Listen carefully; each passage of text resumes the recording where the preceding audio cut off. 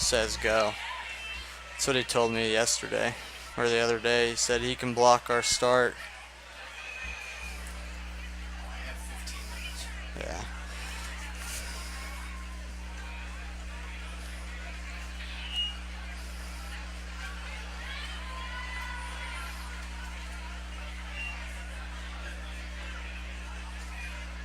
All right.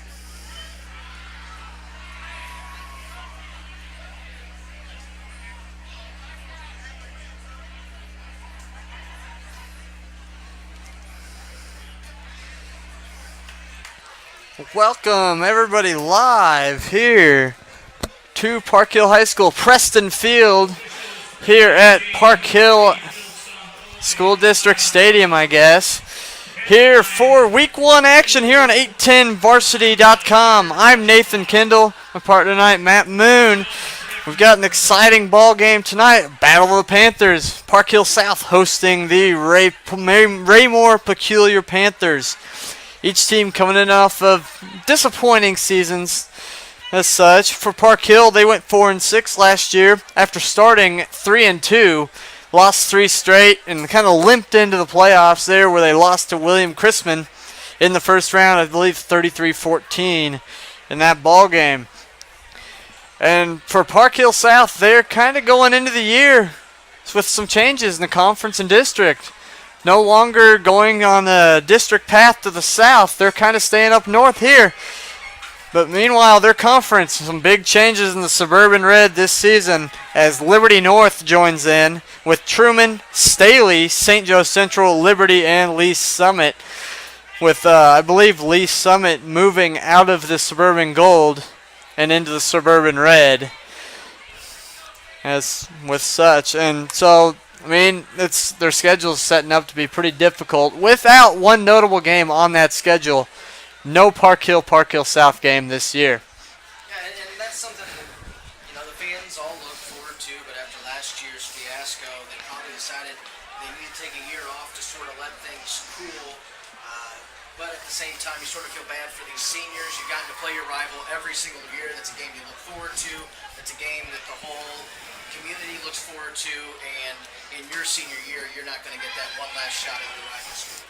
Yeah, and then, that's just, it's going to be difficult, and we'll talk more about some of the big names here on this Park Hill South Ball Club tonight as we get rolling, and some names thrown out there as some 810 Varsity Elite 81 names. Yes, definitely. I mean, the big guy up front for them, Antinoso Ruben, he is going to be a beast to watch. He's big D in, he's committed to Clemson, and he's going to be someone this year that is going to, someone we're going to watch definitely here every single week on 810 Varsity, but someone people are going to keep their eyes on. Yes, of course, he has committed to Clemson, but as things go in the recruiting world, other teams are probably going to be coming in to talk to him. Yeah, and so, and then a name to keep an eye on as well. His counterpart on the other side of the defensive line, Addison Snowball, who has, last year it was kind of pointed out that he tore his ACL in game 1, and so never got going. So Addison Ruben saw a lot of double teams, and that hurt Park Hill South's chances. If Snowball can stay healthy, Park Hill South is going to be scary on the defensive line because he's a very good player in amongst himself. Yeah, you'll have 2 solid defensive linemen who can get after the passer, and it's going to make things very tough, especially on tackles when you have 2 guys who both have very good athleticism. Snowball might not be a Division I guy. We'll have to see as the year goes on, especially coming off of the injury. But he is a guy you're going to look at who's going to be able to get some pressure on the quarterback and probably might end up with better stats at the end of the year because you're going to have people focusing on Ruben so much. And then meanwhile, we'll throw it over to the Raymore-Peculiar side. Went 2-8 last year, but that 2-8 very well could have been a 4-6, 5-5 record. They had a lot of games go the wrong way for them that could have very well went the other way, including almost a near shock in the first round of districts against Lee Summit West, a 37-30 loss in double overtime against the number 1 seed in that district, the Lee Summit West Titans. So, I mean, that could have changed a lot of things in that district, which then we all know Lee Summit West went on to lose to Rockhurst in that district semifinal matchup there. But, I mean, like I said, they had a lot of competitive games, so Coach Tom Cruise, you got to feel good with the guys you got returning. They got running back Chris McKenzie Jr. back. He's going to be a senior. Brandon Reyes, he is a running back as well. Luke Grimm at wide receiver. Javon Williams, a 6'4" wide receiver. And then on the defensive side, Shane Martin, their leading tackler, returning from that Ray-Pec squad for last year. It's going to be a difficult year, though, as the conference is going to shake out. Some changes as well in the Suburban Gold, as they'll have to take on Park Hill, which they will play them up here in a few weeks, I believe. They'll be headed back up here on the 21st. So, I mean, it's not that's about a month ago, about a month from today. Also, Lee Summit North, who's one of those teams that people are looking at to be kind of scary. They're an 8-10 varsity. I believe they're right around number 10 in that top 25. And along with Blue Springs South, who is a team to watch. Also, people have talked about them being a scary team in Class 6. Lee Summit West and Blue Springs to land out that conference. That's a gauntlet. Yeah, when you look at Ray-Pec, this is a program that for a good part of the 2000s was really a strong program, and then they sort of took a little bit of a dip, and then they bounced back not too long ago. Actually, a couple years ago, they had a nice playoff run. They knocked off a Lee Summit team that they weren't expected to beat in the first round of the playoffs, and then actually had quite a bit of a run after that. And then the year after that, they sort of fell off. They went 2-8. They lost a few big players off of that playoff team, and then now this year they're going to try to bounce back, and we'll see what they can do tonight against Park Hill South. Now, you got these two teams, both teams looking to get off to a hot start. Both teams last year sort of got derailed by some injuries, and so we'll see if everyone can stay healthy here tonight in week 1 and see what we have here tonight between these two teams trying to make their way into the 8-10 varsity top 25. Yeah. Just outside. That's especially Park Hill South. I believe they were sitting at number 26 in the first poll. So maybe get a win here in week 1 and take that step up. So real quick, as Park Hill South is getting ready to come onto the field, we got about 6 minutes till kickoff. We'll look at some of the districts around the area. First, Class 5, District 8, which will be Park Hill South's district. Our matchups tonight, you got Staley at Truman. And then, of course, this matchup, Park Hill South and Raymore-Peculiar. North Kansas City, they'll take on Grandview. North Kansas City, a team a lot of people are saying could make some noise there in that Class 5 district. Maybe not quite upset the Staley Falcons, but they're a team to watch out for. St. Joe Central in that district as well. They are at Smithville tonight, a new team to the Suburban Conference. They've been a long time in the MEC and are just now making the move into the Suburban White along with Grain Valley. And then the final team in the district, Oak Park. The Oak Park Northmen, they take on Platte County. Platte County, they were state semifinal last year in Class 4 and look to continue with more success there. Class 5 District 7, Belton versus Ruskin tonight. Then our 8-10 varsity game of the week, there will be Fort Osage opening a brand new stadium there at Fort. They'll take on Ray South. And Truman, of course, they're playing Staley. William Chrisman, coming off of a good year last year, they've got themselves a test in week 1 as they'll go to Blue Springs and take on the Wildcats. Raytown and Blue Springs South, that's a game that I'm kind of interested in. Raytown, they've got a very good quarterback returning from last year's team, and Joel Campbell, Elite 81 quarterback there on the 8-10 varsity Elite 81, and then rounding out that district will be Ruskin. They take on Belton. And then in Class 6, Lee Summit West and Park Hill, they play tonight. That's one game.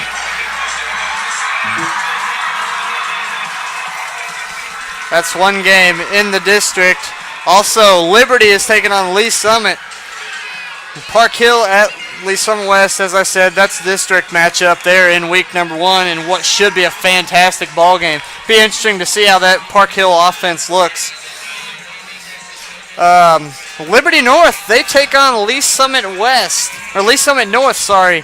Should be a fun ball game there. Rockhurst, they're taking on Rockbridge. A big matchup between powers in Class 6. Ray-Pec, Park Hill South is, of course, which is right here. Lee Summit North, Liberty North, and Lee Summit at Liberty. In other Class 6 action, these two teams are in Class 6 District 2. So, I mean, they kind of got sent the opposite side of the state, which looks good for Missouri here, or for the Kansas City side. The possibility of two teams facing off in the state championship. Blue Springs and Blue Springs South, they're off in a district over there with Columbia and St. Louis teams. So that's what we are looking at matchup-wise tonight. And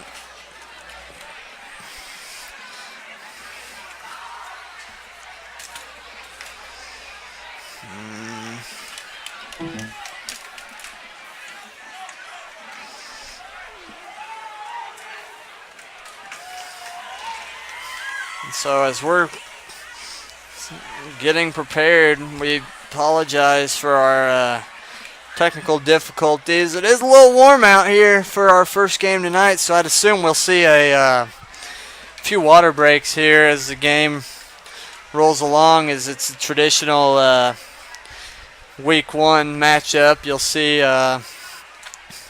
some water breaks, and with it being up over 90 degrees. We're just a couple minutes from kickoff. Talk a little bit about this Park Hill South team. Offensively, we didn't really talk about them. Returning a 1,000-yard back from last year's team, Tavon Tusa.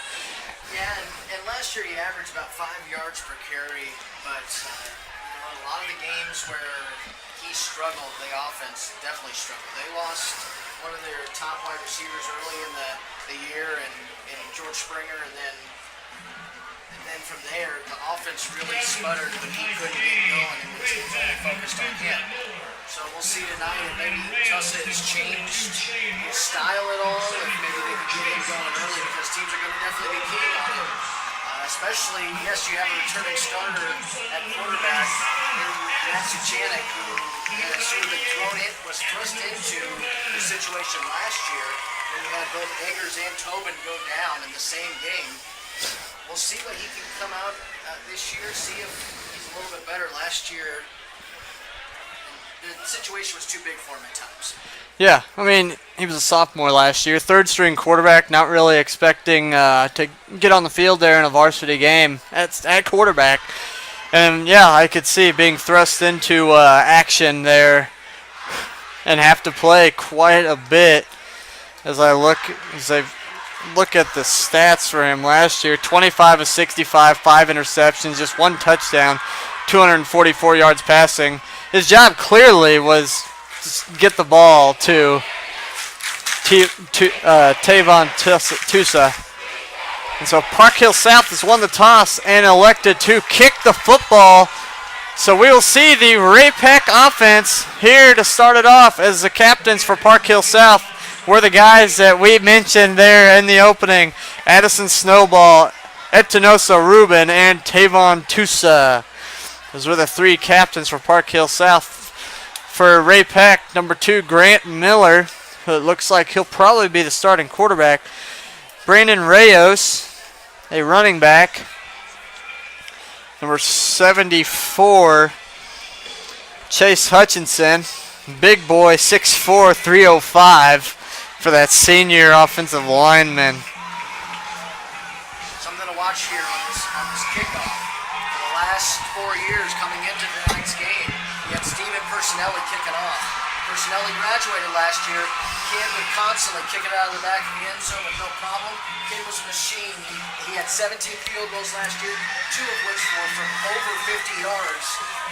This year, got a new kicker. It's going to be interesting to see what they do in the kicking game. It'll be Michael Verhoeven, I believe, be a junior kicker. So, I mean, they've got a kid. He's going to be... And back to receive for Ray-Pec will be Luke Grimm, the wide receiver. And then over on the other side, can't quite pick out the number. But Luke Grimm, a 5'11", 165-pound junior. And 23, it looks like number 23, that'll be Philip Fager, a sophomore running back. We're set to get underway here in week 1. And Verhoeven's kick is on the way, and it'll be into the end zone for a touchback. So you said it'll be interesting to see, and the first kickoff of the season is through the end zone for a touchback. So Ray-Pec will start on offense from the 20-yard line, 1st and 10. Coach Tom Cruz in his 17th season at the helm of the Ray-Pec Panthers. Assistant coaches Chase Coffin, Matt Copeland, Brad Gaines, Nick Janis, Sean Martin, and Nick Tebe. They'll come out in the shotgun, doubles formation to each side. And it'll be right up the middle. That's Grant Miller, the quarterback, on the keeper. That was a good call, first play. You want to get your quarterback into the game. You want to get him that first hit of the game. You have the DNs flying up the field, so we decided to go right behind his center and pick up 5 yards. Grant Miller last season was the backup quarterback, 0 for 4 passing in 5 games. So they were very much leaning on quarterback Durham, was his last name, as their starter last season. Grant Miller in the shotgun, same formation as we saw before. Back to throw, setting up a screen there to the far side. Got the first down and more. That'll be Brandon Reyes with a first down catch on the screen. And a very well set up screen there for the Ray-Pec Panthers. And you got to hand it to Coach Tom Cruz. You got 2 plays into this game. Both plays were plays that caused the defense to over-pursue. Now the defense is going to have that in the back of their mind. They're going to have to adjust quickly. As I see Park Hill South going with 3 down linemen. It'll be a little swing pass out to the right. Gets a good block now, trying to make a move. Good tackle there. That's number 48, Andre Anderson, the linebacker, stepping up to make the tackle. But it's 7-yard catch and run there, and it'll be about 2nd and 3 upcoming for the Panthers. As I really like this offense they run. Don't go to the huddle. You just stay stay kind of in your same formation the whole time. Just signaling your plays throughout the before each play. In the gun, Miller. That's eyeing a blitz, and that's going to be a little keeper. Grant Miller on a little quarterback draw. Be close to a first down. Looks like they'll give it to him up to the 44-yard line. Grant Miller looked dead to rights in the backfield. Made a good move. Looked like a round Addison snowball to get up the field and pick up a first down. Yeah, right now for Park Hill South, you're looking at your linebackers and you're asking them to come up and fill the gaps because your defensive line is flying forward. And Ray-Pec's doing a very good job of missing it, but now you got to get your linebackers to get up there, fill the gaps, and keep them from getting out of the pocket. They're going to fake a handoff, throw a little bubble screen out. That's Devontae Johnson up the sideline. Devontae Johnson tripped up and out of bounds. At the 28-yard line, a big play. Devontae Johnson, a 5'11", 135-pound senior wide receiver with a big play. A lot of speed there for Devontae Johnson. Mike Sharp right now has to be not too pleased with the fact that he cannot get his defense to stay in the flats and also come up and make stops in the middle. Well, Ray-Pec, they had a lot of time to prepare for this game. Now up the middle. Big run through the middle. Gonna score! Touchdown! Gabe Shacklin! Touchdown! Ray-Pec Panthers! But a flag is down at the 8-yard line. Gabe Shacklin. Sorry. And it's going to be a flag that'll go on the Panthers of Ray-Pec.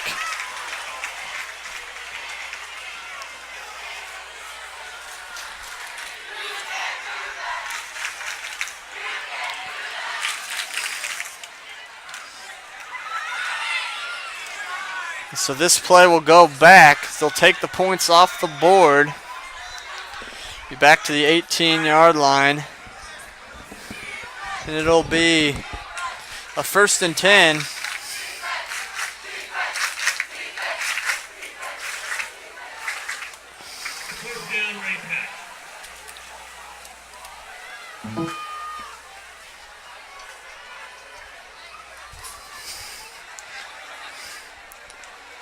So it looks like they're trying to discuss where that, whether it should be a 1st down or not. So they called a block in the back on Ray-Pec, and it was down after they had already gotten the 1st down. So it will be a 1st down, and then they're going to push him back, though, the necessary yardage from where the block in the back took place. So they will have 1st and 10. Looks like just inside the 20 of the 18-yard line. Here we go, 1st and 10, 9:38 to play, 1st quarter. Ray-Pec moving here on this opening offensive drive of the game. Throw a little fade route, corner end zone, batted away, incomplete. Really good play there by Peyton Murray, the senior defensive back, who I believe I've read places he's looking at a lot of them smaller FCS and some D2 scholarship offers. Yeah, Peyton Murray has been a solid player for Park Hill South for several years. He played a little bit of linebacker, he's played some corner, and so it's really good to see him here in his senior year making a big play here on the game one. So it'll be 2nd and 10 for Ray-Pec. I really like that play call, though. Now a fake handoff, a little bit of screen. It'll be incomplete. That pass batted away. I believe that was Addison Snowball getting up the field to bat that little bubble screen away. They were looking for Devontae Johnson. And so it will be 3rd down from the 18-yard line. 3rd and 10. First time really Ray-Pec's offense has been slowed down, per se. Right now the defensive line is getting the pressure they need. You had one great pass breakup by your corner, and now you got a defensive end knocking the ball down. You got a long 3rd down. And now Ray-Pec's going to go 5 wide receivers. Trips to the near side, 2 stacked to the top. Now they send a man in motion, going to fake the handoff, flag on the play. Looks like possibly some illegal motion or something along those lines.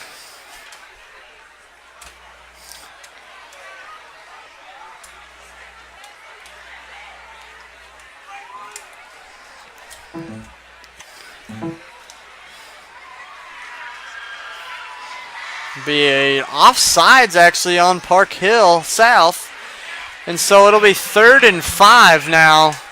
It'll be 3rd and a little bit more manageable here for the Ray-Pec Panthers now. So they're with 9:26 remaining here in this 1st quarter. So they're going to come out on a little bit of some wing tee set here. Interesting change of pace here. So they're going to throw out of it. Little pass out there. That's number 9, Javon Williams, who we highlighted in the open as a receiver to watch. The 6'4", 185-pound senior wide receiver. And it's a 1st down and just that little 5-yard hitch and come back. That was a great pass by Miller. He threw it down low to where only his guy could get it. He went down, he caught it, and got that 1st down. Grant Miller, senior quarterback. So, I mean, he's been in the system for 4 years now. He knows what he needs to do, even though this is his first real action. Quarterback draw up the middle. Grant Miller fighting forward. Looks like to the 2-yard line. Good play there by Blaze Houston, the senior linebacker, with a really good play. looked like Miller was just going to squirt through and get in the end zone. Hung on tight and made the stop here. As it's 2nd down and goal from the 2. Back in the wing T set. And bring a man in motion. They're going to hand it to him. Up the middle. Touchdown. Raymore-Peculiar. That's the way you want to start your first drive this season. 3 minutes and 30 seconds off the clock and you get 6. Ray-Pec with a good start here. I mean, looks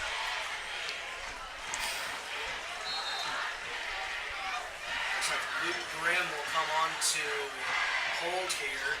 You're going to have Gabe Sappington's going to the wide receiver. He's going to come on and take the kick. Yep, Gabe Sappington, a junior kicker.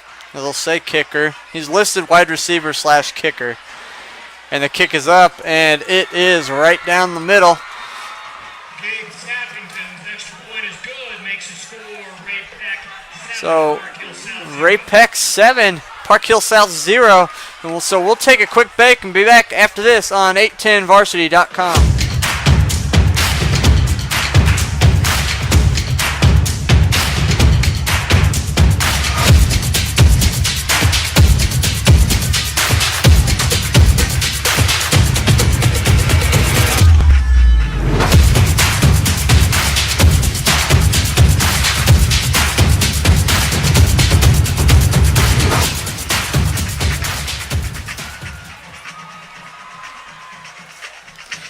Welcome back here to 810varsity.com.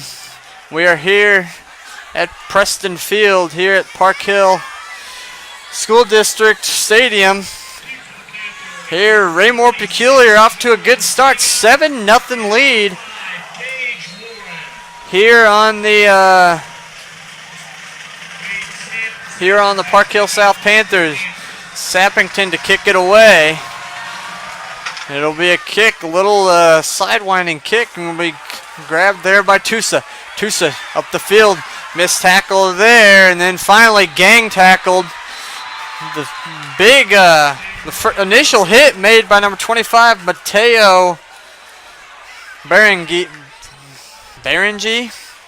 No. Flying downfield to make the initial hit. And so Park Hill South now will take over on offense with 8:24 to play. First quarter, trailing 7-0. Sukanik starting in the pistol. 3 wide receivers and running back Tavon Tusa behind him. Sukanik brings a man in motion. That's Murray. They're going to hand it to Murray. First play. Fumble the ball. Scoop and down. Oh, no, this ball is still live, and it's a touchdown for Raymore-Peculiar. Number 52, Wyatt Quest, the senior linebacker, picks it up, scoops and scores, and Ray-Pec now with a 13-0 lead. That was a heady play. First off, Shane Martin came up and made the hit that knocked the ball out of Peyton Murray's hand. He then tried to jump on it. When he did, he tipped the ball up, and there was Wyatt Quest to grab the ball and run it into the end zone. And just like that, this Panthers season is not looking too good after not even 4 minutes in. Not the start you were envisioning if you're Coach Mike Sharp. Not exactly what you wanted to see. Snap back is good. The kick is up, and it is right down the middle. Sappington knocks it through. And very quickly, Park Hill South is facing a deficit larger than a touchdown.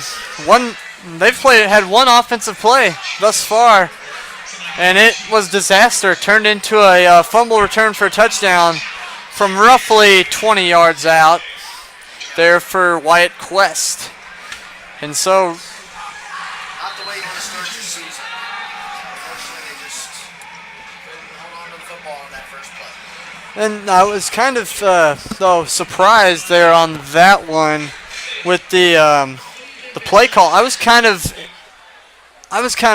expecting a handoff to your Elite 81 running back there, Tavon Tusa. And they run a little jet sweep. And it did not turn out very good. And so Ray-Pec will kick the football right back off. They had a very good offensive drive to open it up, and then got the fumble for 6. So we prepare for kickoff. 8:14 to play here in this first quarter. As we'll take a quick just glance while I've got a second at the 8-10 varsity scoreboard here tonight, as we just have some Missouri action going thus far tonight. Blue Springs South on Raytown early, 7-0. Lee Summit North with an early 6-0 lead. Blue Springs 6-0 on William Chrisman.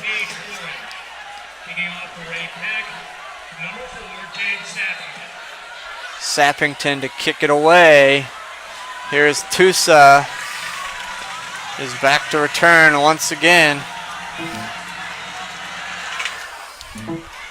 They'll kick it right to Tusa. And he'll take it from about the 10. Fighting up the field just short of the 30.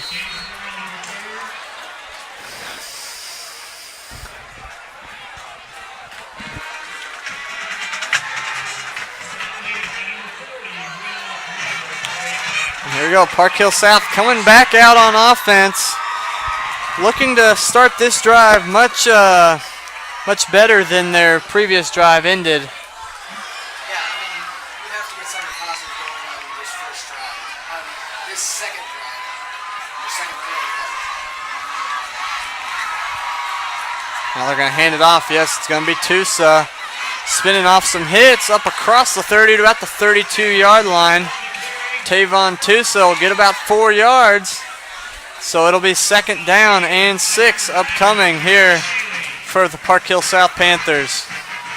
They're subbing offensive linemen, which is, interestingly enough, something you don't really see all that often. They come out pistol set with a wing to the near side, two wide receivers to the top. Sukanik got a little movement. And a flag is down. We'll see which way they go with that one. And it's going to go back 5 yards. Looked like the left guard may have flinched just a little bit to cause the nose guard to move there for Ray-Pec. So it'll be 2nd down and 11 now. Not really what you want to get into if you're Park Hill South here. Sukanik in the pistol again. Takes the snap. They're going to fake the handoff, roll out to the right, throw down the field. Wide open!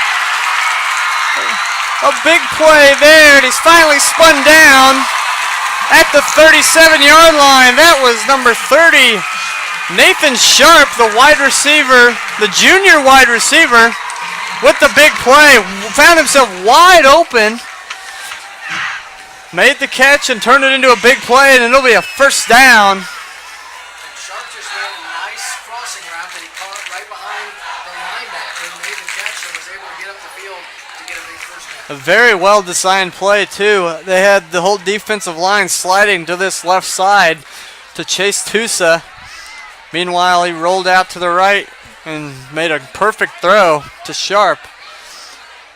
And so now they go 5 wide, and it'll be just a quarterback keeper, Sukanik, up the middle. Not much doing, not even a yard, and they'll probably give him the line of scrimmage. As they spread the field, they kind of set it up. They didn't really have time on the play clock to try to possibly bring any motion there. There were just 5 seconds when they took the snap. And so Tusa back behind Sukanik here on 2nd. They'll give him a yard, 2nd and 9. In the pistol set, takes the snap, back to throw. Over the middle, good pass, good catch. That's number 85, John Sterrett. The junior also there.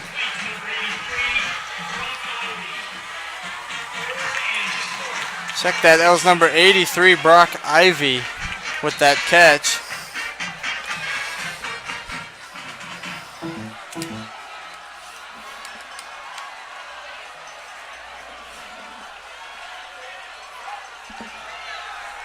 Hand off Tusa to the near side. Dropped for a loss on 3rd and 1.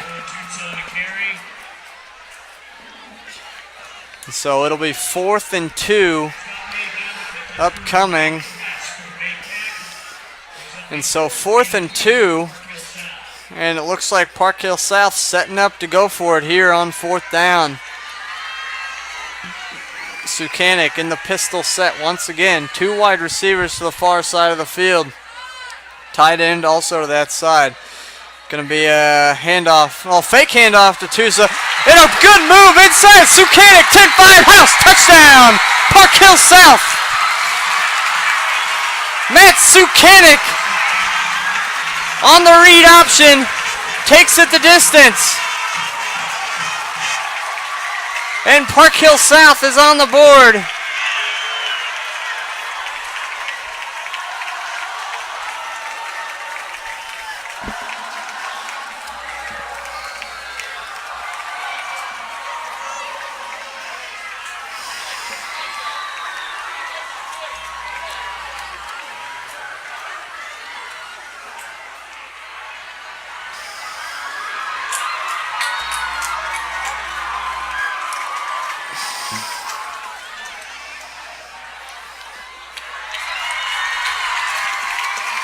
Michael Verboden's extra point is good. Makes the score Ray-Pec 14. Just outside. 14-7, Park Hill South got on the board quickly there. So with 5:07 to play here in this first quarter, 14-7. We're going to take a break and be back after this on 810varsity.com. For the best gourmet pizza in the Northland, don't look any further than Stone Canyon Pizza in Park Hill. Yeah, we might try Locally that. owned and operated since 1995, Stone Canyon's pizzas are made to order from the freshest ingredients. Visit either location for lunch or an enjoyable evening in downtown Parkville or the Zona Rosa location across from Barnes & Noble. And of course, visit anytime at StoneCanyonPizza.com. Stone Canyon Pizza, a fixture in Parkville and proud supporter of Park Hill and Park Hill South athletics.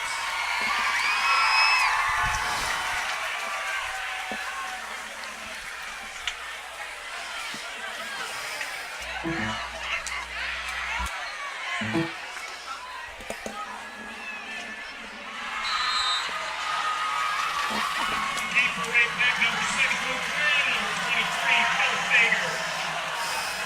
Michael Verboden kicking off Park Hill South.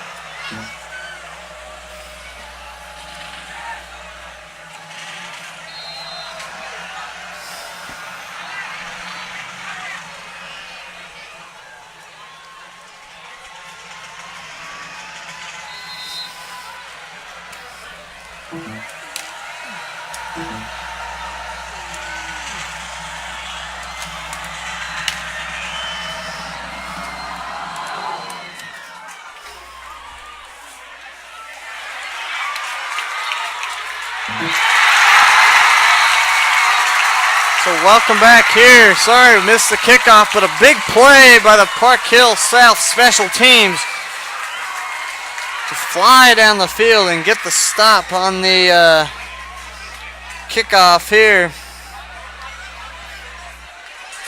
So having a little bit of technical difficulties, but hopefully they get figured out here. Hopefully they figure themselves out here shortly. As Raymore-Peculiar's offense will be back out there.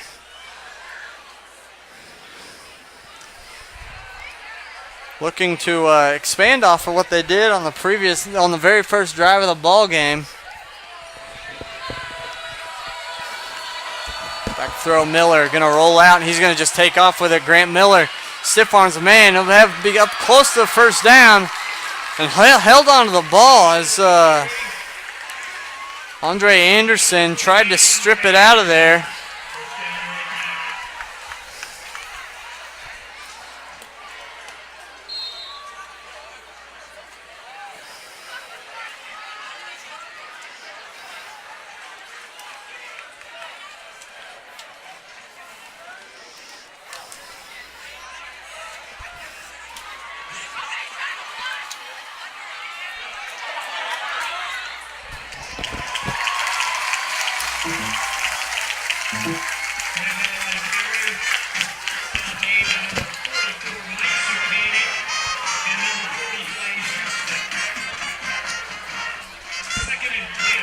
Be 2nd down and 10 for Raymore-Peculiar here. 4:16 to play, first quarter.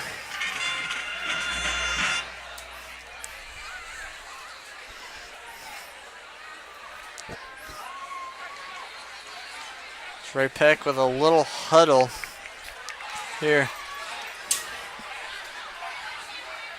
They come out in the wing T set once again. Man in motion. They're going to fake a handoff. It's going to be a double reverse type play.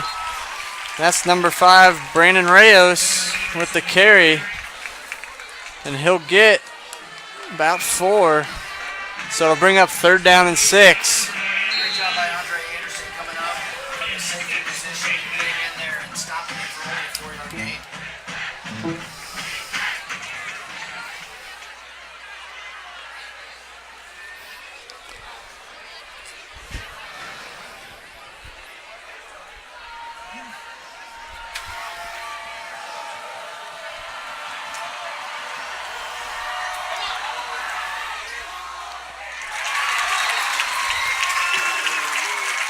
Heavy passing complete.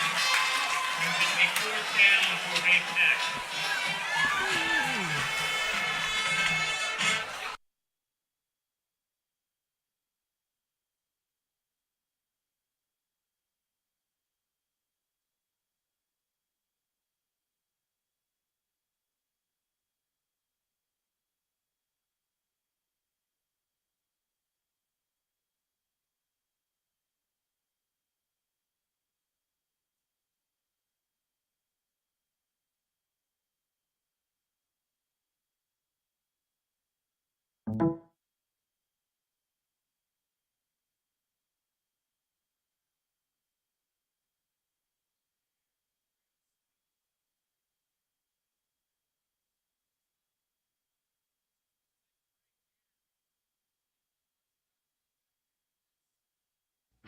High school sports fans, Trent Green here, and when I want the latest scores and news, there's only one place I go, 810varsity.com. Live scores, features, brackets, and even watch games live on the laptop, phone, or mobile device. Watch the Lee Summit, Blue Springs, and Park Hill schools, Blue Valleys, Olathes, Rockhurst, Miege, Lansing. The list goes on and on into Missouri and Kansas. And playoff broadcasts too, plus top 25, awards, and more. Check it out now, Kansas City's home for high school sports, 810varsity.com.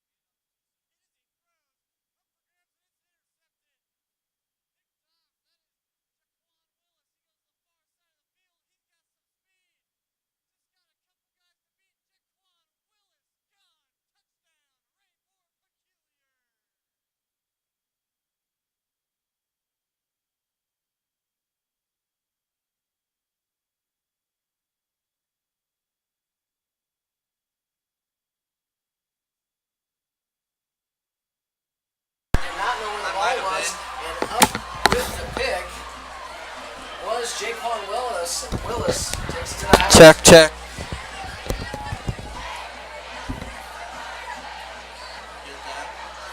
10 minutes left here, and the first half is now 20-7. Ray-Pec on top of Park Hill South. Out to attempt the extra point. Here's Gabe Sappington. I'm ready for my hand on that, so Snaps back, holds down, kick is up. It's good. Sappington puts it through, and it's 21-7. okay. Ray-Pec after the big turnover, and so far the defense has accounted for 2 of the Ray-Pec Panther touchdowns.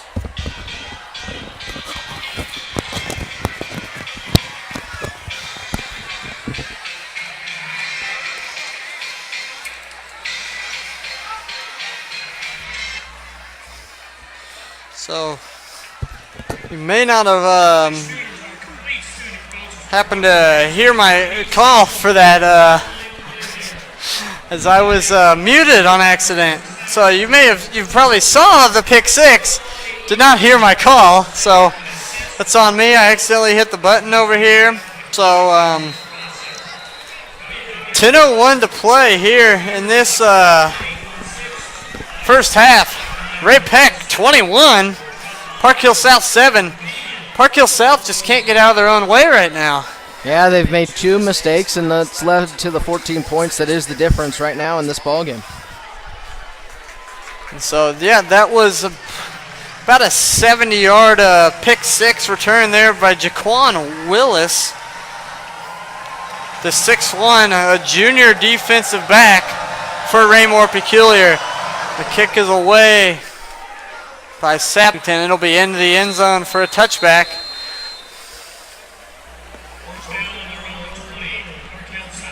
And so Park Hill South will take over at their own 20-yard line, trailing 21-7.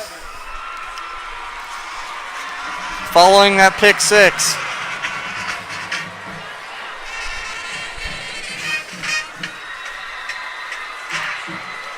So here we go. It'll be 1st and 10.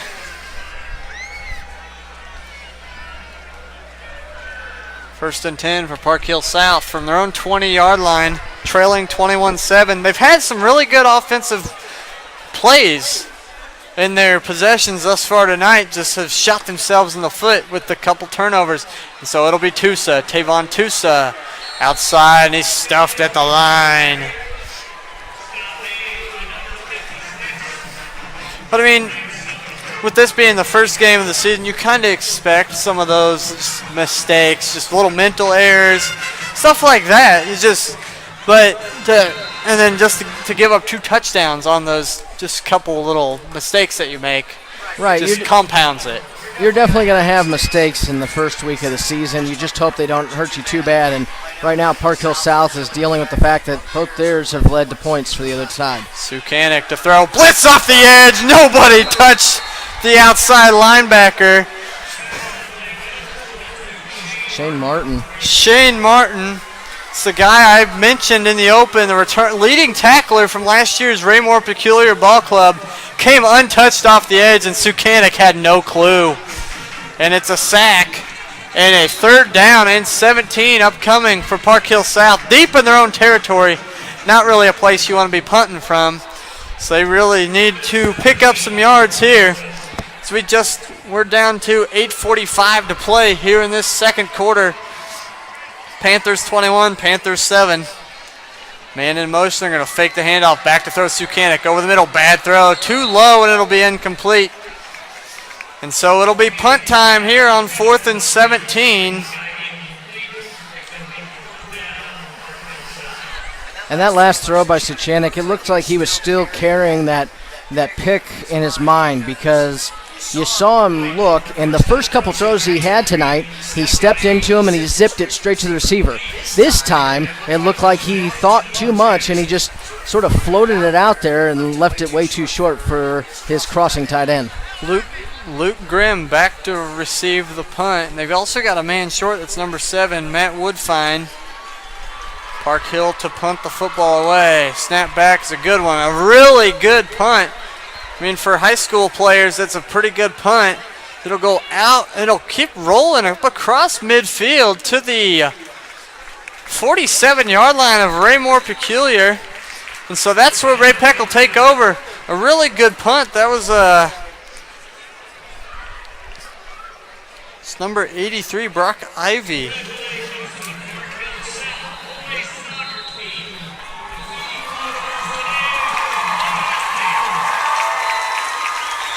So Ray-Pec will take over, first down and 10.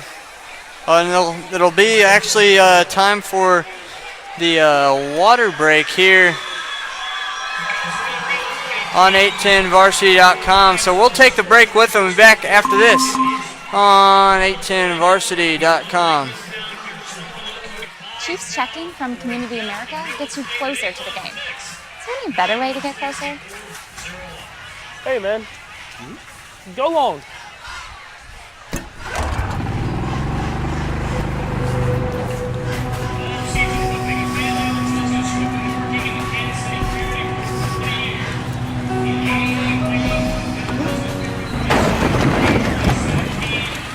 Chiefs checking from Community America.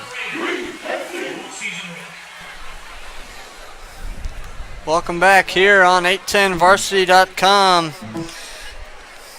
Here from Park Hill High School here. We've got ourselves a kind of an interesting score.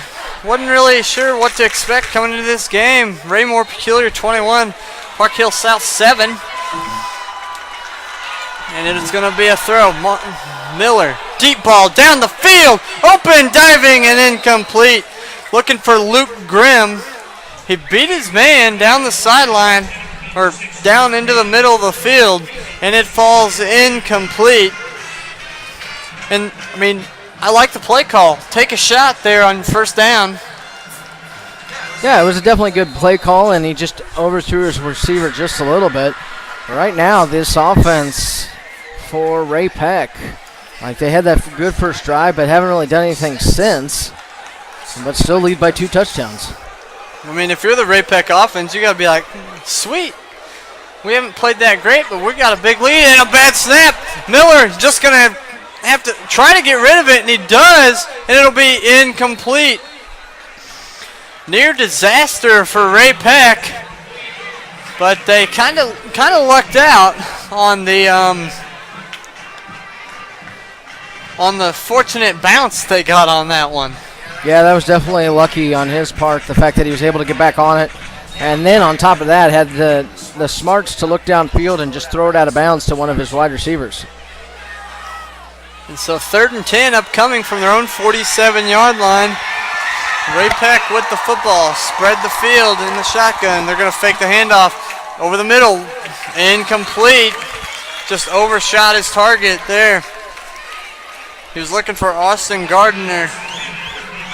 And so it's punt formation for Raymore-Peculiar.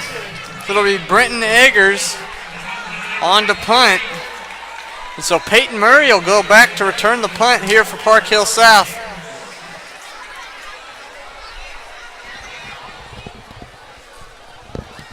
High snap, and it's going to be a punt straight up in the air. It's going to go out of bounds.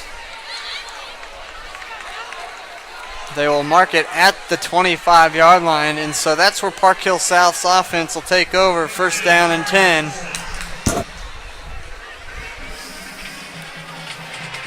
With 7:57 to play here in this first half.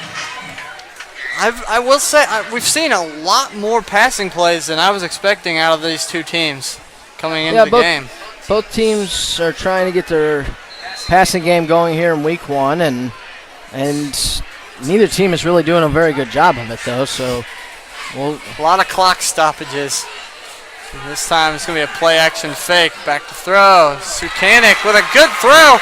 Finds his receiver across the 50. Down inside the 45. Mark him at the 42. That was Nathan Sharp again.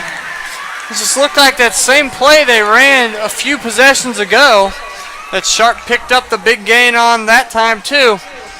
And it's a first down inside Panther territory. They'll mark him at the 46.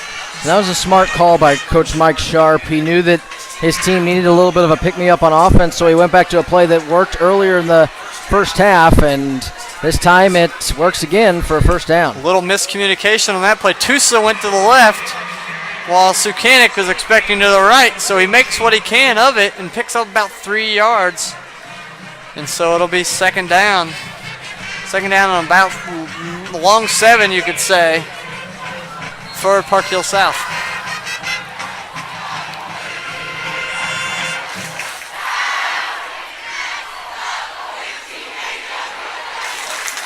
Staying in the pistol set. Gonna hand it off Tusa. Tusa up the middle. Up to about the 35-yard line. It'll be third down. Tusa really hasn't got a lot going so far in this ballgame. Ray-Pec's done a very good job. Yeah, that front line has done a very good job of making sure that they get on him and hold him up just enough so the linebackers can come and finish him off. That last time, Tavion Booz came up, held him up just long enough, and the middle linebackers filled up and were able to keep him to just a short gain. They're going to fake it to Tusa, roll out to the left, little just dump off past Ivy. Ivy will be brought down just short of the first down, be about a yard short. Brock Ivy, who's been one of the favorite targets here for Matt Sukanik tonight.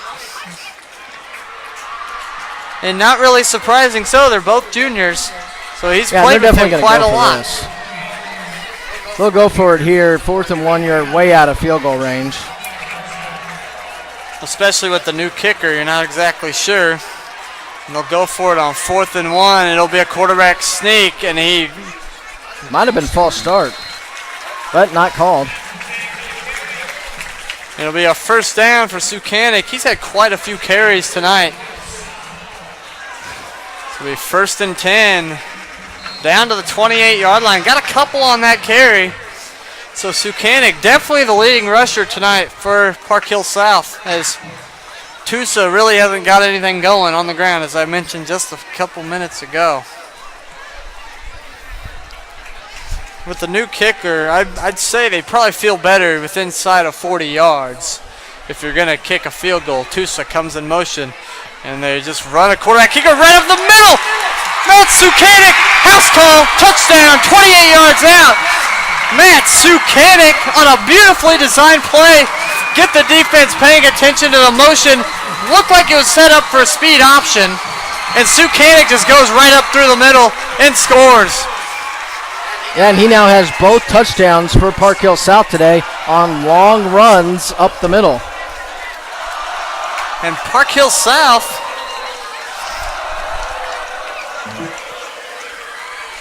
counters the pick six with a touchdown of their own. And so Verhoeven will take the extra point here from the hold of Kellen Danielson. Looks like a little jump there over on the opposite side. The kid jumped and then fell down trying to get back. And so Raymore-Peculiar leads 21-14. But with that being said, Park Hill South has been moving the football effectively here of late. Yeah, they've had two really good sustained drives, Park Hill South has, and they've got this game down to just one score again. And for Park Hill South, you got to be feeling pretty good. I mean, other than your two turnovers that have led to the 14 points, you're in this game. You've played very good offensively. Now that you've controlled the turnovers, your defense is starting to step up. Your defense has only given up one touchdown. So if your defense can hold on and your offense just stop making mistakes, you possibly win this game. Exactly, yeah. And it's, and Ray-Pec, it's just, and really they had that one drive where it looked like they had that drive scripted. This whole week of practice, they were like, we're running these like 10 plays, and we're going to go score a touchdown on our first drive. That's what a lot of teams do, I'm sure. They'll script out their opening drive. So Verhoeven to kick. Little sidewinder kick And it's bobbled around, then Ray-Pec's just going to have to cover that one. Has had a little trouble trying to catch that little, it was a side-spinning kick, kind of a weird-looking kick. And it works well because both times now they've put them in some bad field position. Now you got to see if maybe the defense can try to get a turnover of their own with 5 minutes and 23 seconds here before the half. Quite entertaining ball game here for week one. It's we came into this game kind of had an idea that both these teams were coming off of tough years. You know, they both want to start fast. And I think we've seen two teams that have wanted to start fast, and it's brought some interesting football. They'll start in the wing tee. They're going to hand it off a movement, and it'll be a false start.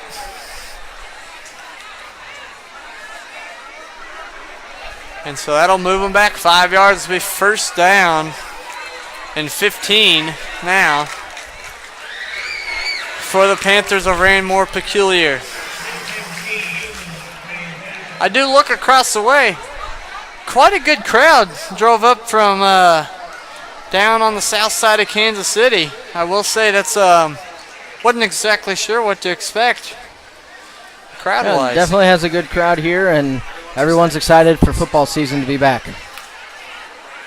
They're coming a man in motion, gonna hand it off and up the middle. They keep it.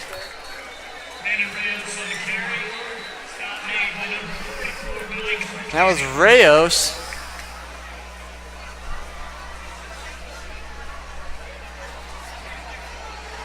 It looks like helmet came off for Wyatt Quest, and so he's going to have to come out of the ball game. I do like that rule change that they made for high school. Helmet comes off, got to get off the field for a play. I do really like that play call, or that rule change.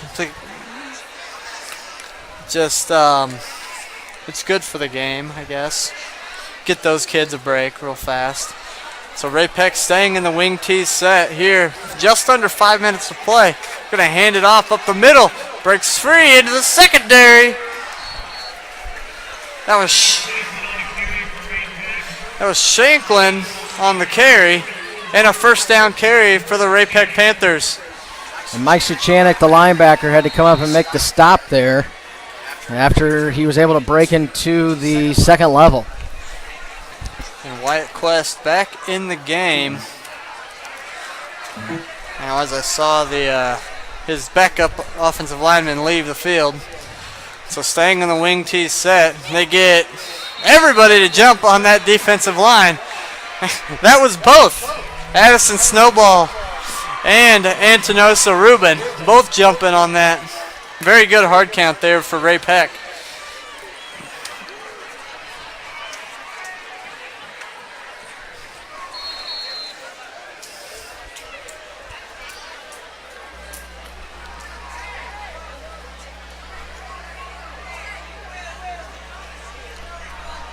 And they'll stay in the wing T formation. It's going to be a fake handoff here. Now it's cut inside to the outside, and oh my goodness, he's to the 40, 35, 30, and finally tripped up by Peyton Murray. Great run there by Brandon Rayos. They ran a fake handoff to one side, and he came back around the other side, had wide open room to run, and got it deep into Panther territory. So Raymore-Peculiar moving the ball again, and this time completely opposite of their first drive. Going with a lot of running game in that wing tee set. It's something that's number 79 for Park Hill South. Xavier Jackson down on the field. And so they're going to, while they attend to him, we will take a break and be back after this on 810varsity.com. Did you know there are tutors available to help boost students' potential and help them shine on college entrance exams? That's right. With College Tutors, students are matched with tutors that fit their unique learning styles and educational needs. Flexible and focused, the College Tutors Learning Center has the resources necessary to improve testing scores. Contact College Tutors for a trained tutor today and excel when it matters most. Call 816-256-5907 or visit collegetutors.com. We're back on the field as he comes off the field, walking just a little bit gingerly. And so Park Hill South defense come back out on the field here.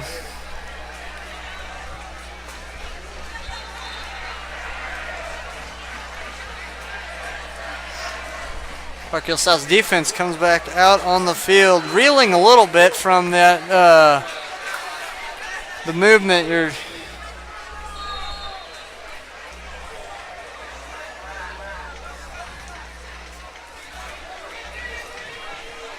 staying in the wing T set, man in motion. They're going to hand it to and a little. It looks like probably in the area of a hold. Philip Fager up the middle.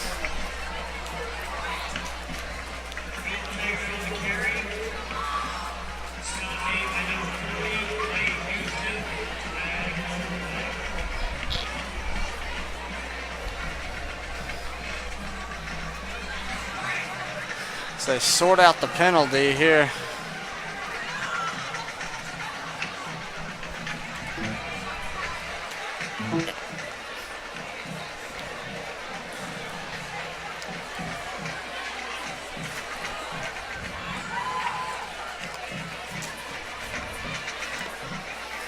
So we're going to walk it back. Illegal shift will be the call here.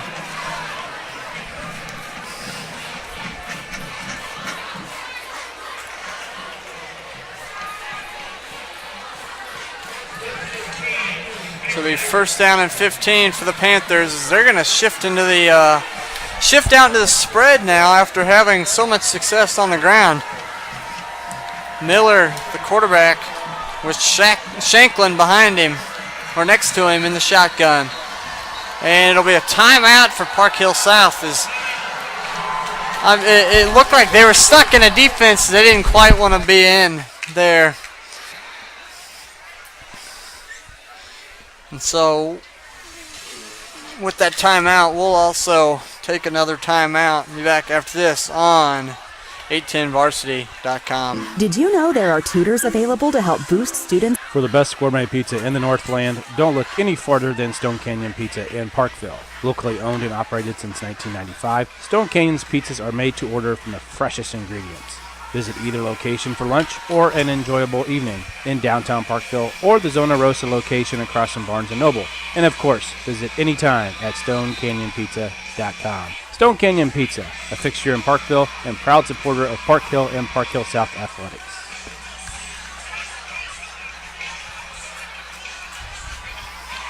Welcome back here to Park Hill High School.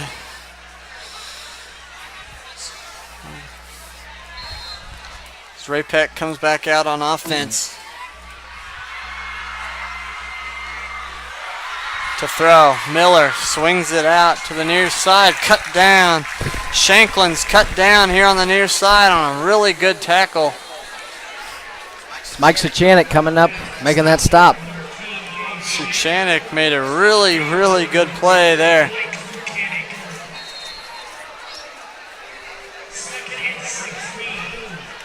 So second down and 16. They stopped him for a loss.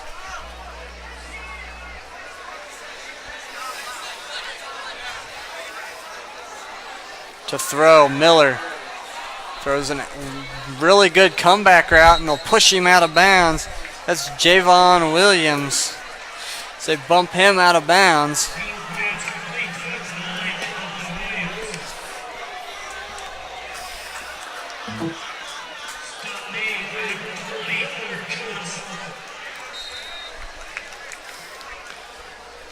So it'll be third down and 6 now for Raymore-Peculiar.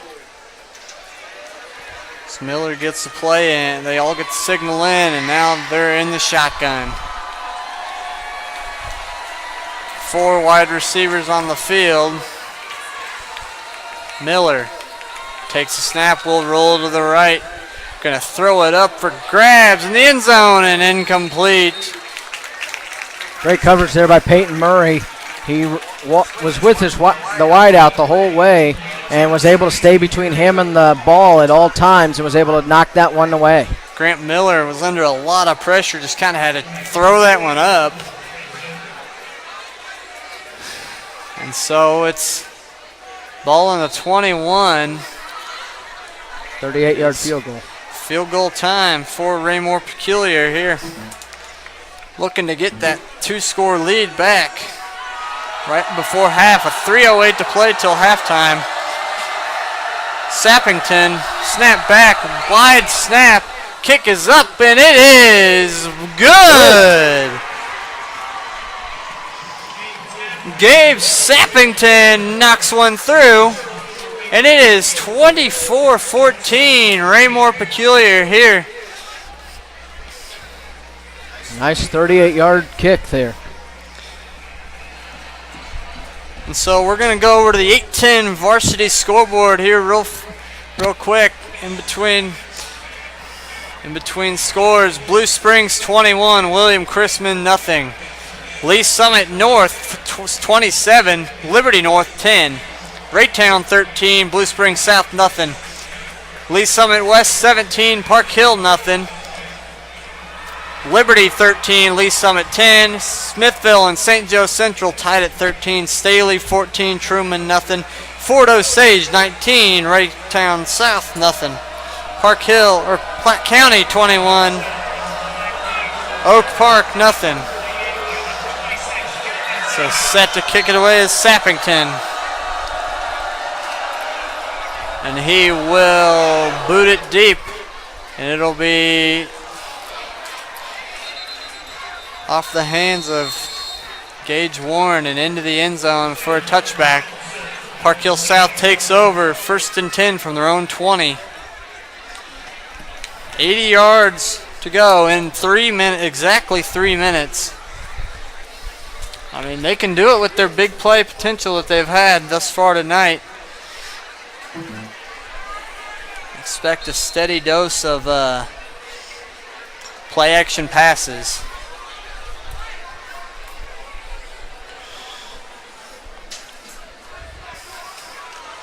Or they surprise everybody. New quarterback in. They're going to go, looks like a little bit of Wildcat. It's Gage Warren in the game. And Wildcat quarterback's just going to be a straight ahead run. Warren popped down at the 25-yard line. Took a shot.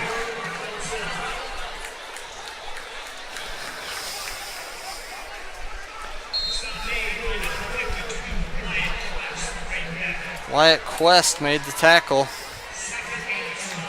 It's 2nd down and 5 for Park Hill South. From their own 25, 2:30 to play here in this first half. Sukanik in the pistol. Actually, that's Warren, sorry. He rolls, throws with his left hand, hits Ivy. Ivy up the sideline, popped out of bounds. Up near midfield. It stayed with Gage Warren at quarterback. Sukanik is down here to the near side. So we're staying in this pistol set, and now Warren will come out of the game as Sukanik comes back, stays in. Showing a little bit of running and passing for your Wildcat quarterback.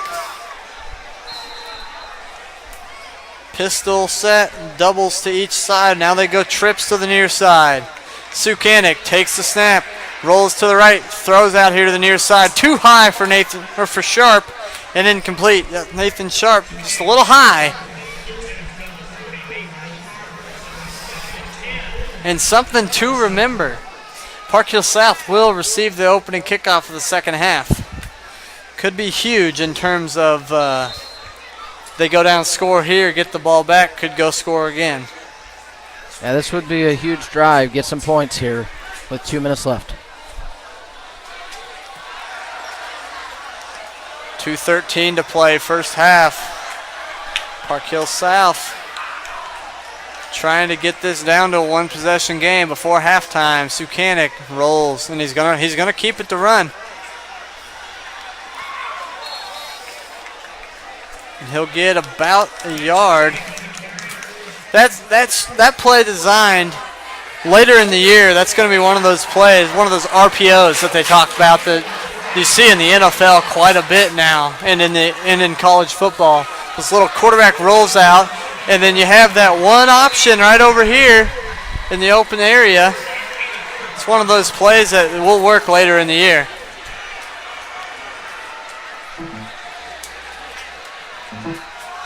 Goes Sukanik in the pistol. 3rd down and 8 upcoming for Park Hill South.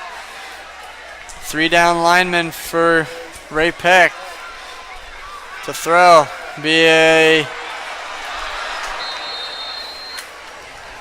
bubble screen, wheel route type thing on that side, and Sukanik was under a lot of pressure and just kind of had to toss it up for grabs. Lucky it wasn't picked off and turned into another 6. He is lucky, but at the same time, if he just has one more second to go, his wide receiver was open. Oh, yeah. So Ray-Pec will punt the football back. Park Hill South will punt the football back to Ray-Pec, who I would almost assume they punt and you just take a knee and get it to halftime. Well, take you a do have couple 3 knees. timeouts. So probably depending on how far they're able to return this.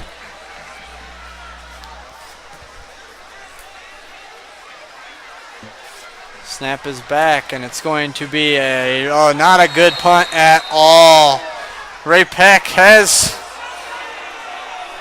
has field position now, so that may change Coach Tom Cruz's thinking, as that punt went out of bounds at the 46-yard line.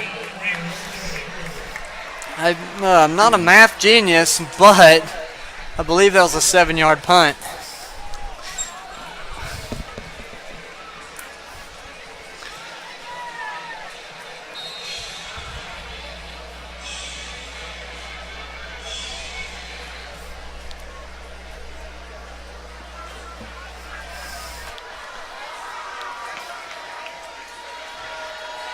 So now to throw, Miller down the seam, open, it's caught! 10-5 house call, Devontae Johnson, and Raymore-Peculiar scores really quick there. 54-yard touchdown pass, Ray-Pec lead. 1:08 to play here, first half. Ray-Pec just with another big strike.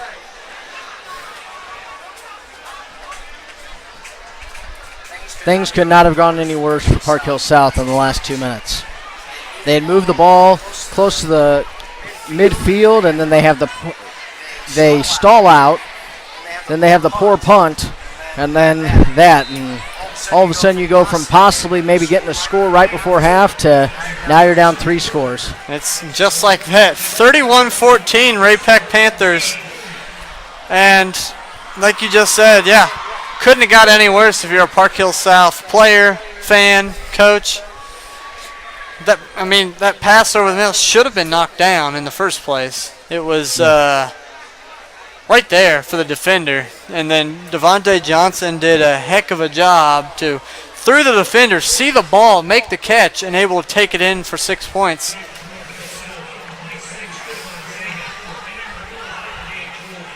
And so Park Hill South, you kind of want to try to get points before the half here. But there's no... But with 1:08 to play and I think 2 timeouts, you're kind of in a sticky situation. Down 31-14. And the kick away by Sappington is going to be into the end zone for a touchback. And so Park Hill South will start at their own 20. 80 yards to go with 1:08 and 2 timeouts. And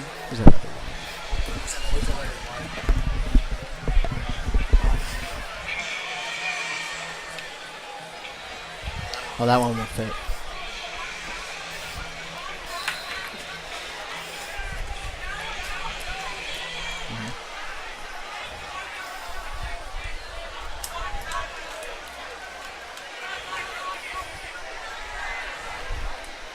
so in the pistol, they're going to hand it off And Tusa, nowhere to go. They're down under a minute till halftime here.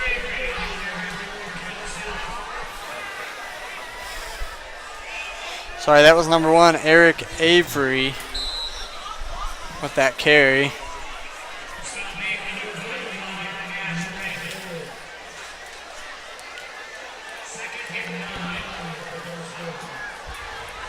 Second down and 9. We're gonna fake a fake handoff, and it's gonna go nowhere.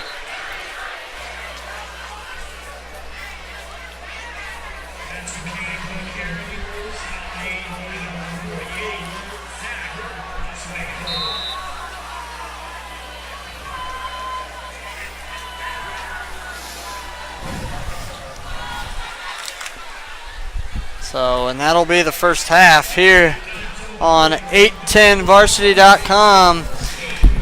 Raymore-Peculiar 31. Ray-Pec Park Hill South 14.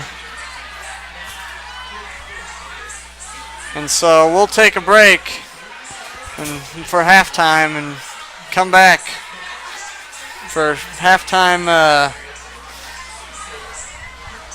talk and scores from the 810 Varsity scoreboard after this on 810varsity.com.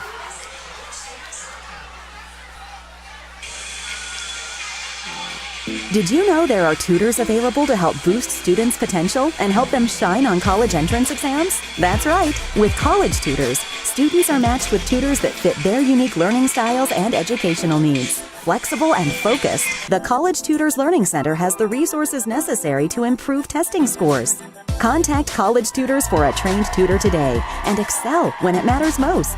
Call 816-256-5907 or visit collegetutors.com.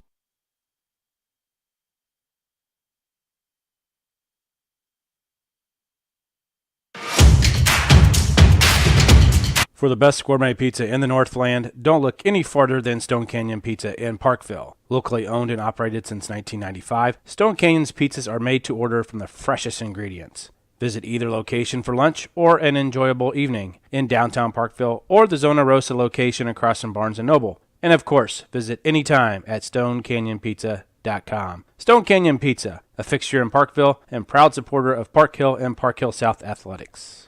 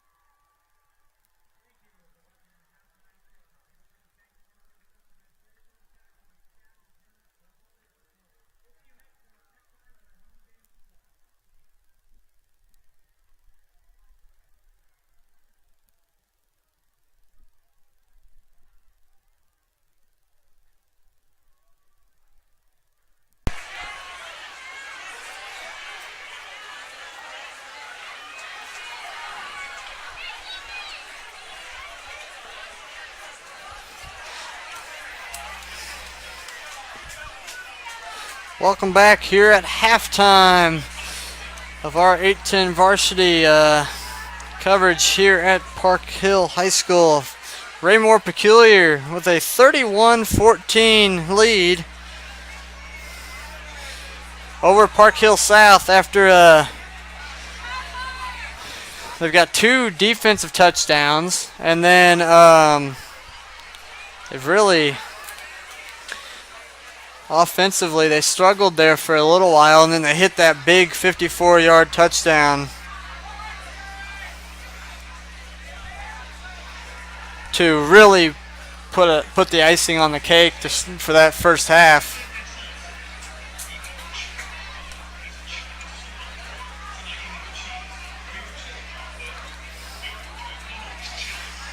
And it was a very disappointing first half for Park Hill South. Yeah, because a lot of the errors were on them. You figured they gave up 14 points on turnovers, and then that poor punt really led to the next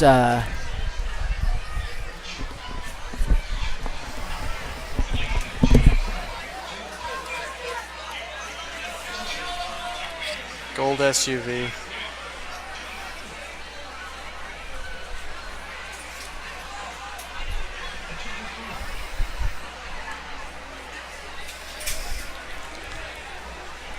Yeah, poor punt led to the 54-yard touchdown, like Matt was just saying. He had to run outside just a second. So I'm going to take this opportunity to run down our 8-10 varsity scoreboard here on this August 24th, week 1 here in the state of Missouri. Our week 1 scoreboard looks like this. Blue Springs 21, William Crispin nothing. Lee Summit North 27, Liberty North 10. Raytown 14, Blue Springs South 7. Intriguing ball game there as Raytown continuing some of their success they had last week. A very interesting score here. Lee Summit West 24, Park Hill nothing at halftime. We're after halftime. Of course, our score 31-14. Lee Summit 18, Liberty 13. Smithville 20, St. Joe Central 13.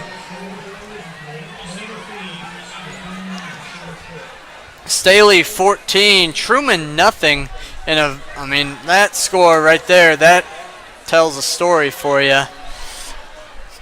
Fort Osage 35, Raytown South nothing. North Kansas City 23, Grandview 20. As we talked about before the game, that was one of those teams people were talking about. North Kansas City. Platte County 21, Oak Park nothing. Belton 24, Ruskin nothing. And a very intriguing score here. Kearney 39, Harrisonville nothing. Kearney's got some firepower, it appears, with Jordan Teamu at quarterback and then Patrick Conroy at running back. Rockhurst and Rockbridge knotted up at 7. Odessa 28, St. Pius nothing.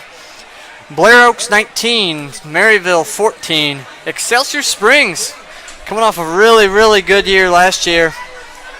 21-13 on Southeast. And what is a kind of a surprising score there. No score as of yet, according for Oak Grove and Lawson.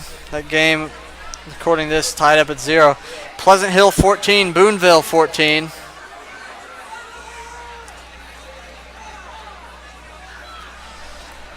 Winnetonka 12, St. Joe Central 6, Green Valley 20, Savannah 6. Cameron 18, Northeast 14.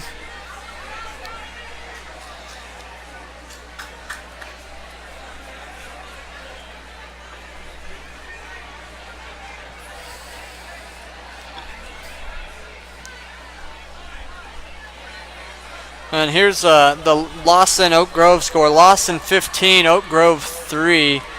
St. Joe Lafayette 21, Clinton nothing. Marshall 7, Chillicothe nothing.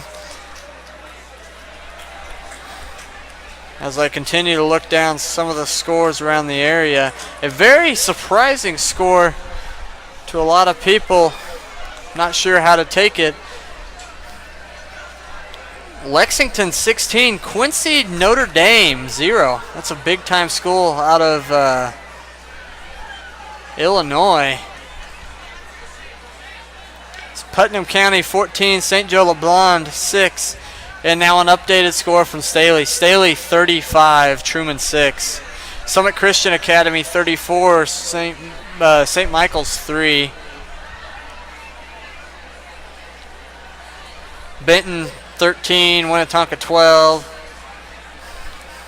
So that's some of our scores here at the half, as both teams are now back out on the field warming up.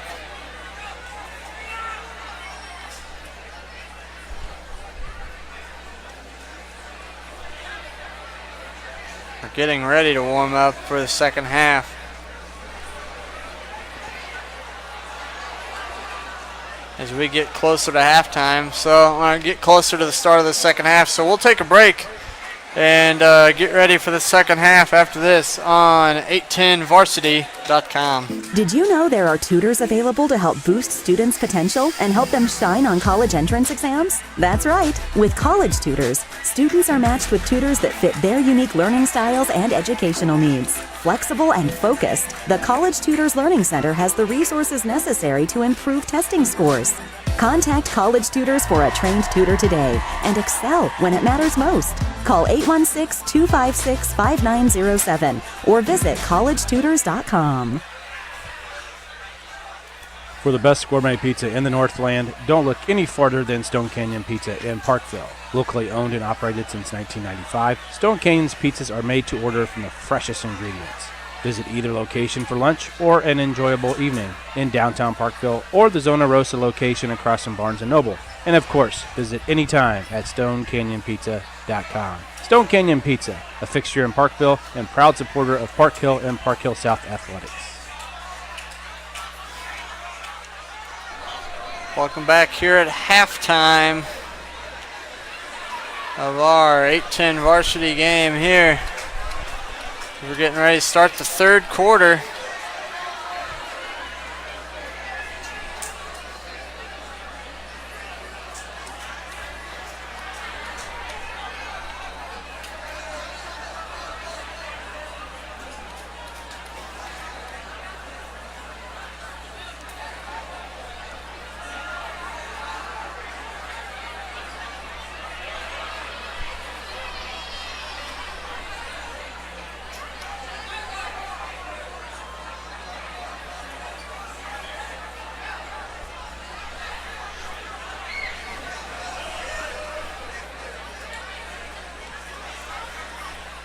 Both teams are out on the field, something to keep an eye on. So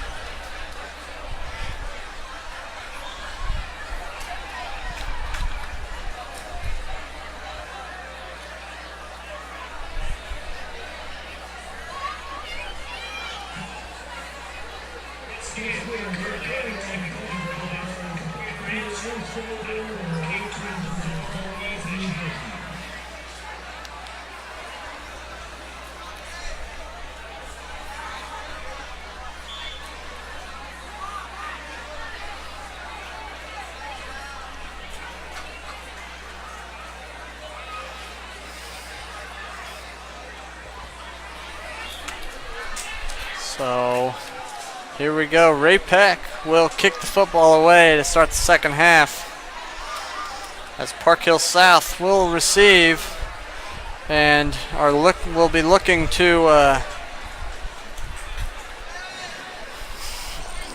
get some momentum started here early in this second half.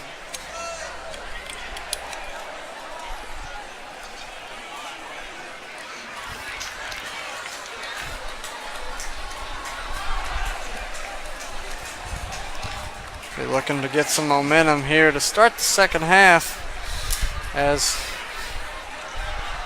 Ray-Pec kind of grabbed the momentum there late in the first half and took it and ran with it. So Park Hill South, who received the football here to start the half here on 810varsity.com. They're having some issues in the they're having some technical difficulties as well with the clock and such. So we will not have the timing quite right here early on in the second half. So I'm just going to kind of see how it goes here. This is everybody's first game of the year, I guess, so they need to get a little practice in as we are getting ready to start here on 810varsity.com. I'm Nathan Kendall. My partner, Matt Moon, is out right now, so he will be back shortly, hopefully, as Park Hill South gets ready to get the football here to start the second half.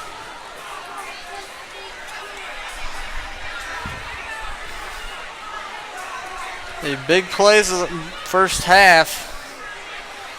Of course, the couple touchdown runs for Park Hill South was Matt Suchanek, the quarterback, with a couple of good runs and touchdowns. Very, very little done thus far in this ball game by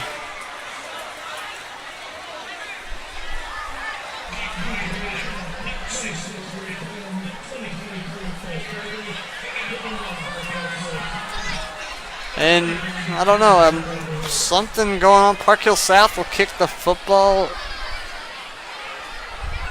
Will kick the football away again, I guess.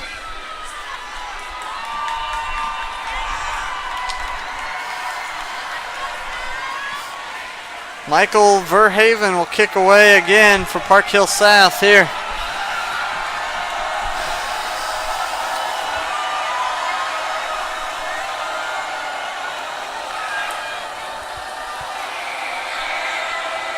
And we are underway to start the second half.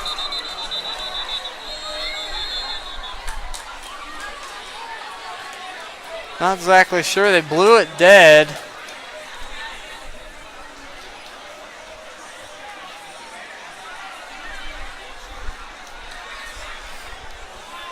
On that kick, not quite sure. They may not have started the clock on the field.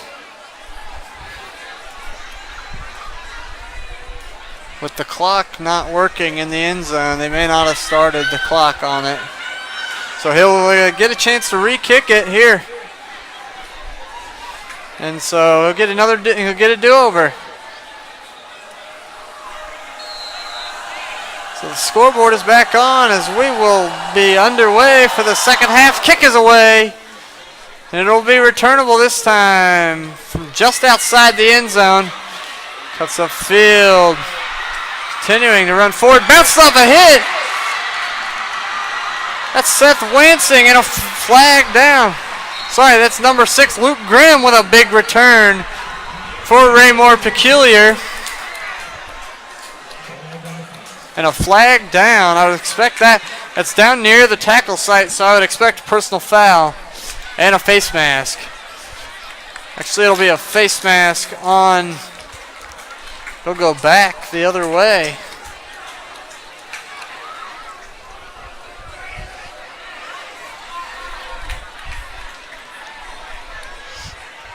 So Ray-Pec will have the football on offense. All right. Okay, so face mask on Park Hill South. That's their having a little trouble still with this decision. That's face mask on Ray-Pec, so they will back them up.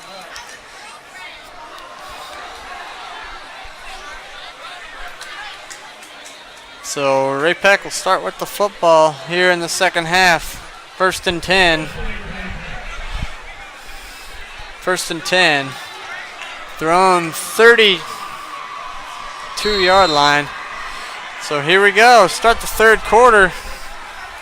Miller in the backfield. He'll hand it off on a jet sweep. That's Grimm. Grimm up the left side. Grimm with a shifty move, and he'll be brought down.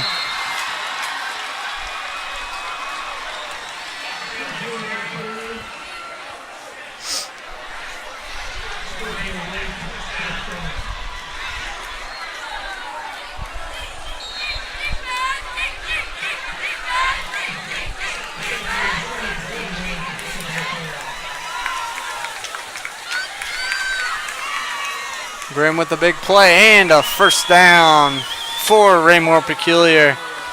Football. It's going to be a quarterback draw. Miller. Miller gets to the edge and he'll be taken out of bounds.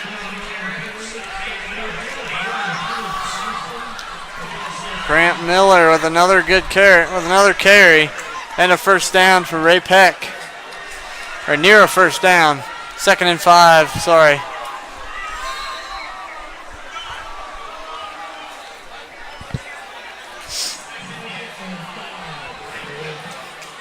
In the shotgun.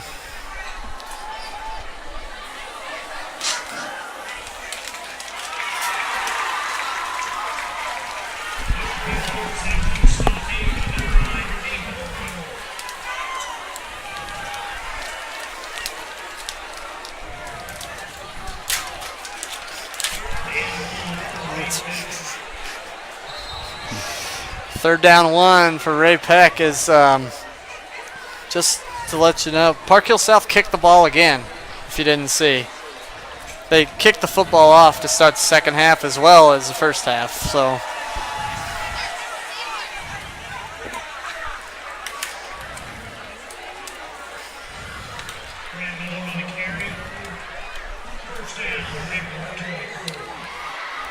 First down for Ray-Pec.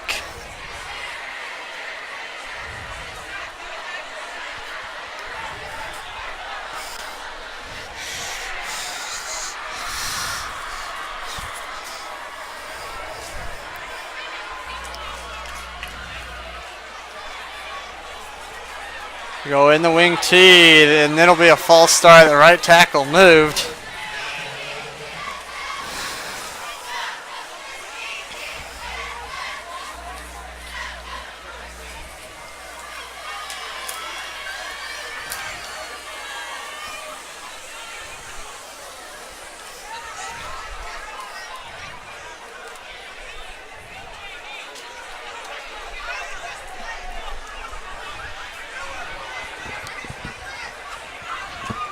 That'll back him up 5 yards again.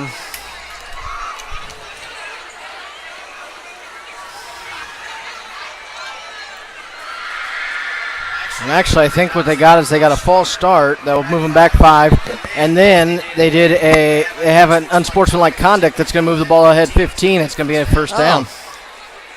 Well, not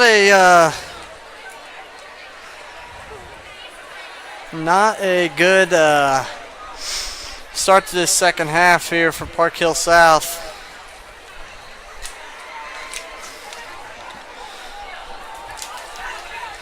Here as they've just kind of let Raymore-Peculiar kind of just move down the field.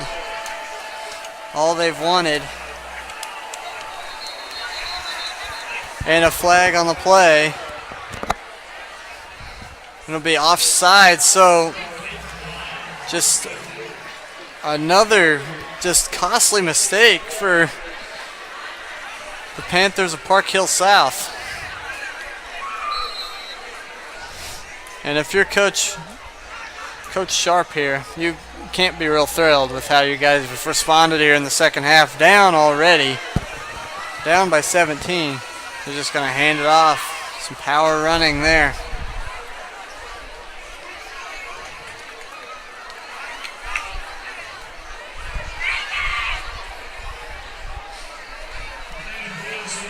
That was Brandon Reyes with that touch. So it's going to be 2nd down and 4 now, upcoming for the Raymore-Peculiar offense. Under center, staying in the wing tee. They're going to fake the handoff. It's going to be a throw down the middle. Miller wide open. Oh, just off the hand of Luke Grimm and incomplete. And so it'll be 3rd down and 4 now. I really like the play call, though, there for Raymore-Peculiar. Yeah, and you can take that shot because it is only it's 3rd and 4, so, and you're sort of in field goal range. You're looking at probably a 43-yarder, but you made the 38 with ease. It looks like there's a Ray-Pec player down in the end zone. That'll look like Luke Grimm. Probably had the wind knocked out of him. I mean, he did lay out to try to make that catch, and he's up and walking off the field already. So that's probably what it was, just a little bit of wind knocked out of him.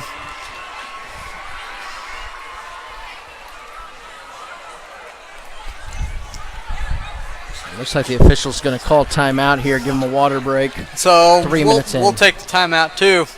Thank some of our sponsors and be back after this on 810varsity.com. Oh, there are tutors available to help boost students' potential and help them shine on college entrance exams? That's right. With College Tutors, students are matched with tutors that fit their unique learning styles and educational needs. Flexible and focused, the College Tutors Learning Center has the resources necessary to improve testing scores. Contact College Tutors for a trained tutor today and excel when it matters most. Call 816-256. Here we go. We're back here. 810varsity.com. 3rd down and 4. And to be honest, probably a big 3rd down. If you're the Park Hill South defense, get a stop and maybe get the ball back and try to get some points on the board. Been a long time since they had the football. Timeout. Ray-Pec now.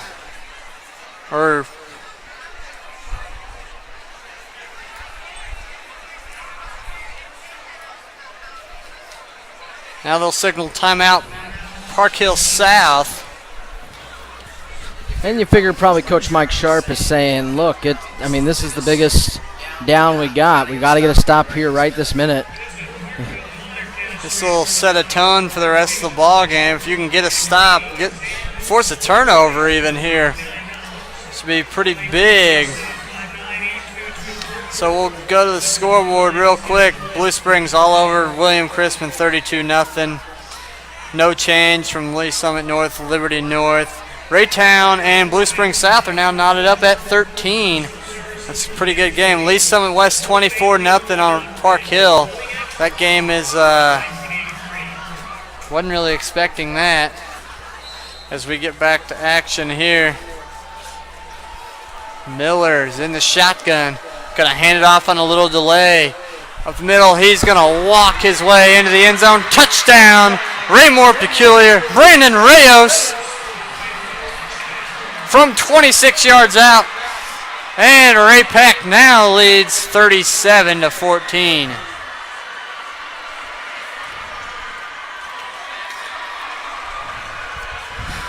This is the start to the season you were wanting if you're a Ray-Pec Panther fan and coach. Well, yeah, because the season doesn't get any easier, basically. I mean, you got some tough teams coming down the pike, so you want to get game 1 under your belt. You just run down their schedule right quick. Park Hill South, of course, tonight. Blue Springs South next weekend on the road as the kick is up, and it is good. We'll just talk about that right quick.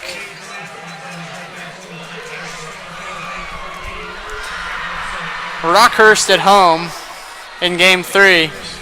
That doesn't sound like fun. Belton, who they beat last year, is one of their 2 wins. They'll get them again at home. Then Park Hill up here, which, I mean, depending on how that goes, it could be another one of those games that is winnable, depending on how Park Hill's playing. Then they got Blue Springs at home. Then they come up to Platte County, which isn't going to be an easy game. Platte County is a good ball club. Lee Summit North and Lee Summit West to round out your season. Right, so you wanted to get a good start here tonight, get off to 1-0 start, and hopefully bounce back from what last year was a very tough season. Yeah, and then, then you can look over at Park Hill South to bounce back. You got to go on the road to Platte County next weekend, and then head to St. Joe to play Central. Then you got Staley here at Lee Summit, home for Liberty, at Truman, at Blue Spring South, and home for Liberty North to round out the season. So, I mean, either way, it's not an easy start or finish. I mean, really, when you get into the state of Missouri, when you get past Class 4, you're going to have a tough game week in, week out. In both the suburban and both suburban, the whole suburban conference, top to bottom, is just incredibly difficult. That makes me think my KCI days. This is huge. I'm used to these itty bitty schools that have 30 players on their teams. And so Park Hill South will come out here offensively, their own 14-yard line. Probably need to score quick. They're going to hand it off. Oh, Tusa. Tavon Tusa, that's one of his better carries of the night. That's the tough thing. Yeah, he's had a tough night here tonight. That D-line has done a very good job of making sure that they put a little bit of contact on him as soon as he comes through the first wave of defenders. That one, it was one of those that if he slips one more tackle, you may kiss him goodbye. So after a 4-yard run for Tusa, this time nothing doing at all. That's one of those. That was a poor read on the quarterback's part there. The defense was biting hard on Tusa running the football, and had he just pulled it, he would have had at least 5 yards on that play. And with how Suchanek has ran the football tonight. Well, he has two touchdown runs of a total of 60 yards. He had the first one from 40 yards out, the second one from 20. So he definitely has wheels. He just hasn't used them. I'll be looking to pull that out of there as quickly as possible. So 3rd and 7. South needing a big play here over the middle, just out in front and incomplete. Looking for Nathan Sharp. And so Park Hill South going to have to punt the football back to Ray-Pec. And this is danger time if you're Park Hill South. You need to get this ball back. You're definitely in a dangerous spot here. You're down 24, and next touchdown would make it over 30, and you're looking at pretty close to the rule where the clock starts running. You're not particularly wanting to get to that point in this game tonight. So they're going to have to punt it away, and it's a pretty good punt. It's a punt they needed at the end of that first half, and the ball's fumbled and recovered by Park Hill South. Just what they needed was a forced fumble, or was a turnover like that. And so Park Hill South will get the ball back in Ray-Pec territory with a chance still.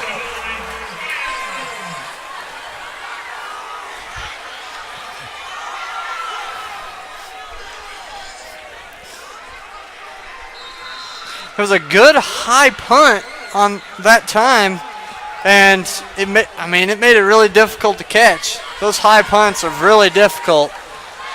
So here we go, Park Hill South with the football at the 41-yard line of Raymore-Peculiar with a shot to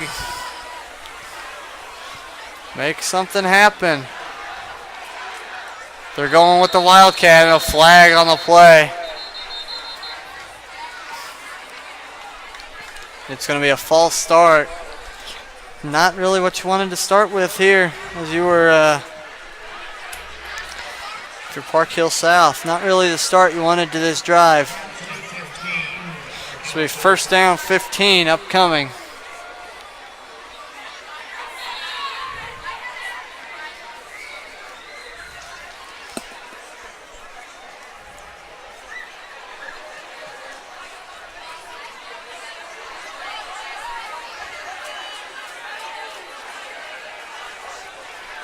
It's going to be keeper up the middle, nothing doing once again.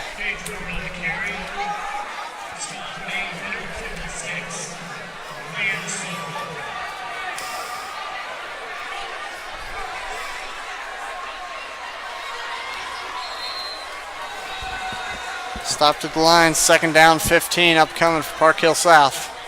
Sukanik back in the game with Tavon Tusa behind him. 2 wide to each side of the field. Snap, the throw, quick pass over the middle. It's got Ivy.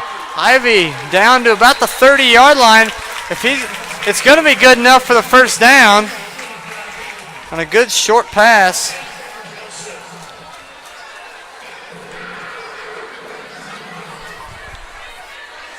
First down and 10 as South's at the line. They're going quick. Sukanik to throw. Oh, going to hand it to Tusa this time. Tusa fighting forward near the 25-yard line. Tavon Tusa.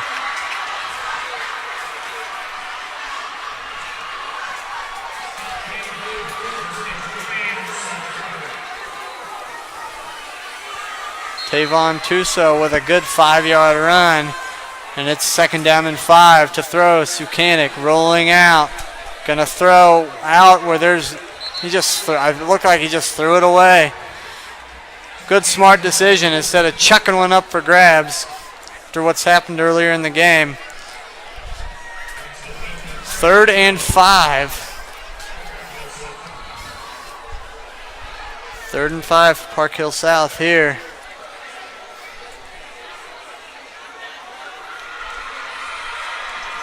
I really do think they are subbing some of their offensive linemen in and out every play. Yeah, probably trying to find the right 5. And it also might depend on which ones are better run blockers versus which ones are better pass blockers at this point. 2 backs in the backfield. Gonna fake a handoff. Sukanik gonna throw one short. Gonna be a 1st down, a little bit more. Inside the 15 to about the 13-yard line. Joe Nzinga with a 1st down catch and run. They'll mark him at about the 14-yard line. 1st down and 10 at the 14. They can pick up a 1st down at the 4-yard line. Here we go, Park Hill South staying with the 2 backs in the backfield. Nzinga to the right of Sukanik and Tusa to the left. We're going to bring Ivy all the way across the formation. Comes set on the right side. We're going to hand it to Tusa. Tusa cuts upfield, cuts back, and is tripped up inside the 10, about the 6. I mean, to me, I don't know about you, it looked like he literally got tripped up. Yeah, that was interesting. The safety came over, and he just fell to all 4s and definitely got shook and just stuck his foot out and kicked him. Usually that's a penalty, but not tonight, I guess. So it'll be 2nd down and about 1. And they're going to give it to Tusa. No, it'll be Sukanik. Dives! He's in! Touchdown! Matt Sukanik, his 3rd touchdown run of the ball game. And just what Park Hill South needed was a touchdown.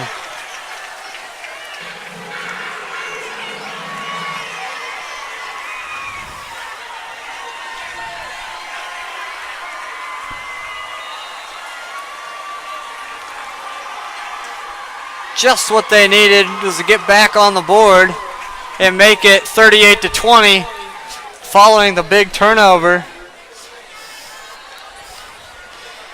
And now Verhaven to kick the extra point. Snap back. Kick is up, and it'll be good. So Park Hill South gets back on the board following the turnover for Ray-Pec. And it's 38-21 now, so it's not quite over yet. Park Hill South with a very good drive there. I would expect to see Sukanik getting a lot more touches through the rest of this game. And so with that being said, we'll take a quick break here on 810varsity.com. Be back after this. you know there are tutors available to help boost students' potential and help them shine on college entrance exams? That's right. With College Tutors, students are matched with tutors that fit their unique learning styles and educational needs. Flexible and focused, the College Tutors Learning Center has the resources necessary to improve testing scores. Contact College Tutors for a trained tutor today and excel when it matters most. Call 816-256-5907 or visit collegetutors.com. We're back here on 810varsity.com. Rockbridge now taking a commanding lead in the third quarter on Rockhurst, 26-7.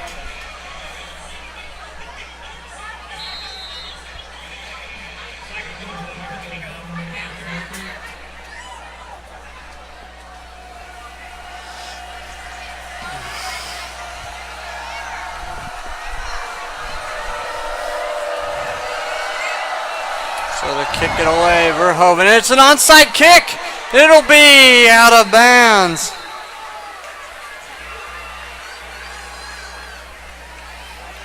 It was a great onside kick, though. He got it to bounce just right, and his player was almost there to get it, but the ball skipped out of bounds just over the reach of the intended target. Ryan Owens.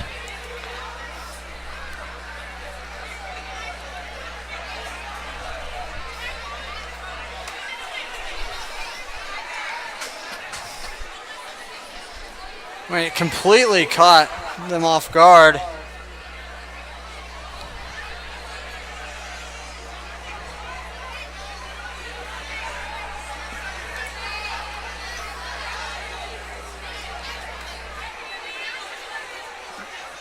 So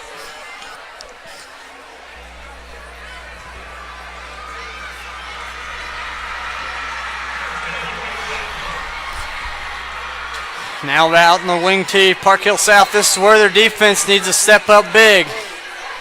Under center. They're going to hand it off up the gut. And he's staying on his feet, and it'll be a first down run. That's Gabe Shanklin up the middle, and a first down run.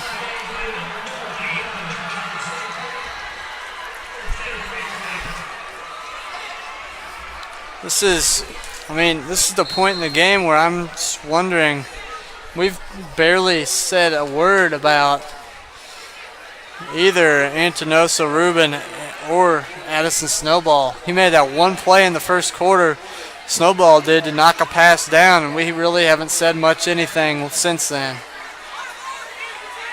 And the wing tee set, going to toss it out to Shanklin. Shanklin around the edge, runs over a man, is finally bumped out of bounds. Ray-Pec's mix of run and pass is starting to pay off. Following that, the first half it was all about the run, and then this half, so far this half they've run the ball very effectively out of this wing tee set. Yeah, they're doing a very good job. Park Hill South only has 3 down linemen, and yes, you have a Division I lineman and maybe a borderline to another Division I lineman, but it's very easy to block 5 on 3, and those 5 guys are getting after it right now and taking advantage of the line. Well, something I did here, timeout will be called by Ray-Pec, that I guess Park Hill South may have some injuries along there. Some of their defensive linemen at this point, already before the season started, they were already short a few players.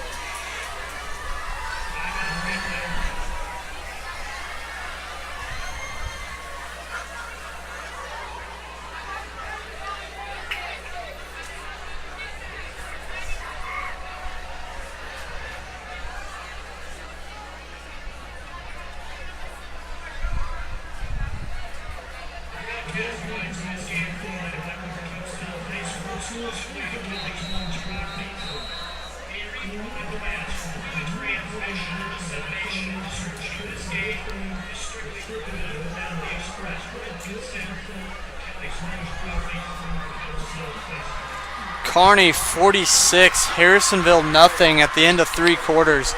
That's a game that I'm 100% surprised by that score. Harrisonville is going to plummet down the 8-10 varsity top 25. And this, that's something we were talking about before the game. Handoff Shanklin. And he looks like he was stuffed there. Something we talked about before the game. Both these teams kind of sitting there on the outside looking in. Each of them looking to get in. And Ray-Pec making a statement that maybe they should be getting a little bit of consideration there. Yeah, they definitely have made a statement so far here tonight. Yes, it's just week one, and like we talked about, their schedule gets a little bit harder. Well, a lot of bit harder the next couple weeks with Blue Springs South and Rockhurst. Now they're coming out just single back. Now swing it out on a little screen pass. Devontae Johnson, great tackle in the open field there.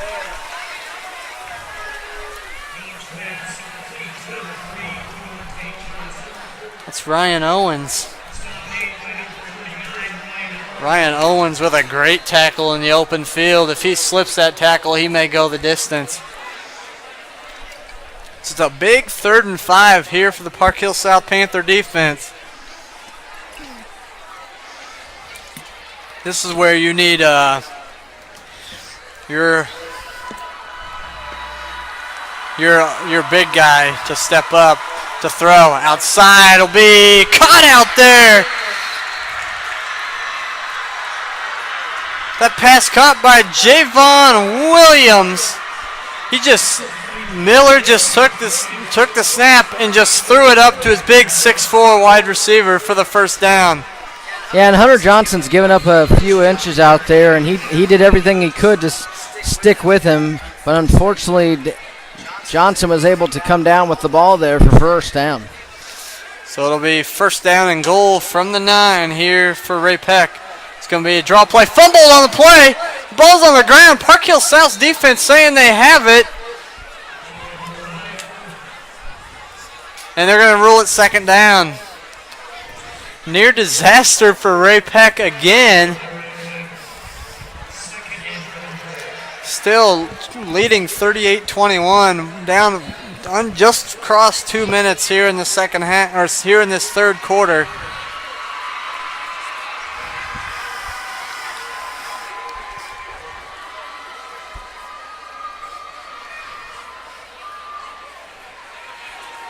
Second and goal from the 10 now. They'll mark him at the 10. In the gun to throw. Miller going to throw back shoulder, incomplete. Really good defensive play there. That was Hunter Johnson with another good defensive play. Yep, this time they didn't use the size there, and Johnston was able to come up and break it up, and now you got a 3rd and goal situation. I'd expect Park Hill South got to get this stop right here. Expect them to go to the air once again, and to be honest, I'd expect one guy to have the shot at the ball, and he's all by himself to the far side of the field. That's Javon Williams. The snap, and it's going to be a timeout. Coach Tom Cruz takes a timeout, his second of this third quarter already. That's could prove costly, as they did have 12 men in the huddle. I did notice they had a guy run off extremely late. Lee Summit West 31, Park Hill 7. Lee Summit 31, Liberty 19. Park Hill South shut out Oak Park 35-0. Blue Springs 39. William Crispin 0. Blair Oaks 31. Maryville 21.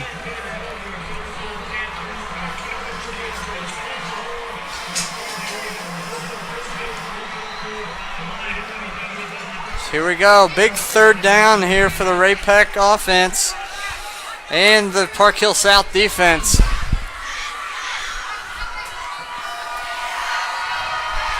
coming out in the shotgun. Man in motion. That's Wansing. They're going to throw. Over the middle. High. Overthrew two different receivers. And it's 4th down. A stop for the Park Hill South defense.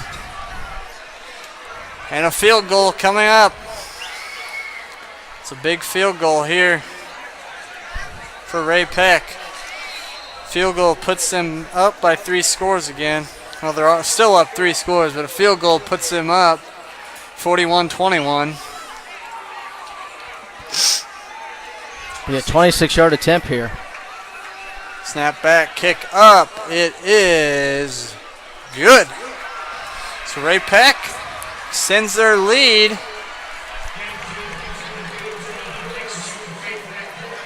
And it's 41-21. Ray-Pec leads Park Hill South.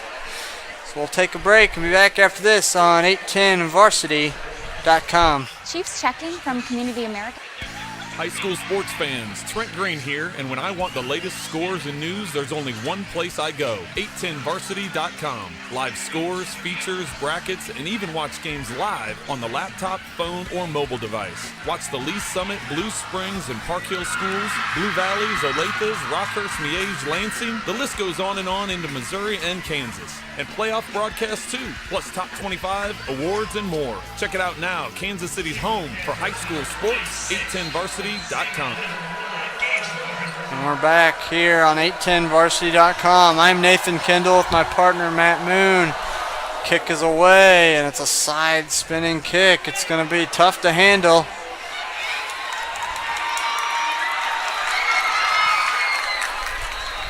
Kickoff taken by Gage Warren. Nearly a disaster for the Park Hill South Panthers. He recovers and gets up to the 19-yard line. That's where Park Hill South will take over. 1st down and 10. Following the decent stop there by the defense. Hold for 3. Just need to go capitalize and get back on the board. In the pistol set. A little bit of press coverage here to the near side. Takes a snap. They're going to fake it. Roll out. Over the middle. Sharp. Incomplete.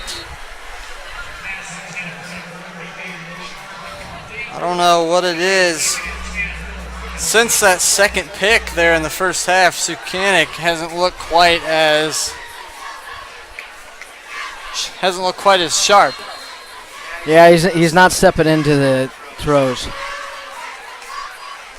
Doesn't want to make a mistake again or anything.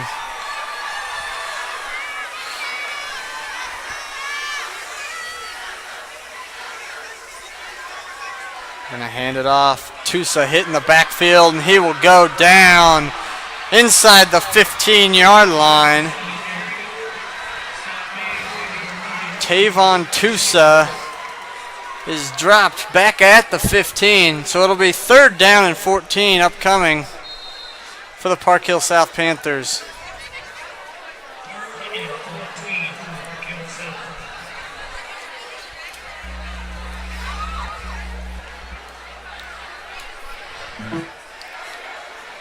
Now 5 wide spread. Sukanik in the backfield by himself to throw. Blitzed. Throws it up the sideline. Incomplete. Tusa was the intended receiver, and it falls incomplete. Jackson Hilsabeck with the defense up the sideline on Tusa. And it's a 3 and out for Park Hill South.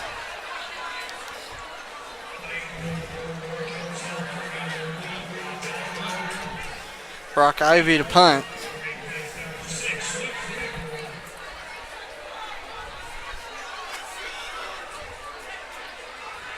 Snap back to Ivy. It's a high kick. Crosses midfield. Punt will be caught there. Much better job catching the punt by Luke Grimm. So that's where Ray-Pec will take over. 1st down and 10.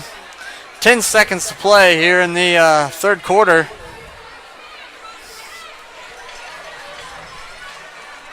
Ray-Pec leads by 20.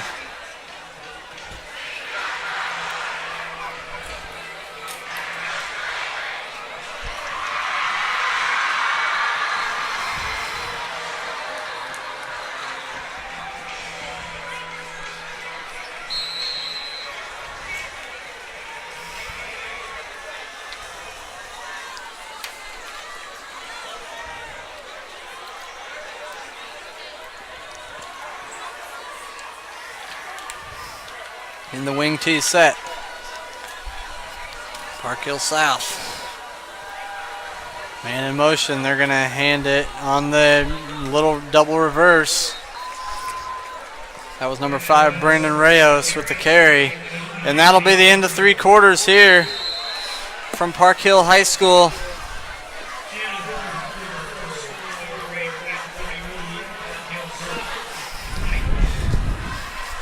So we'll take the break with them and be back after this on 810varsity.com.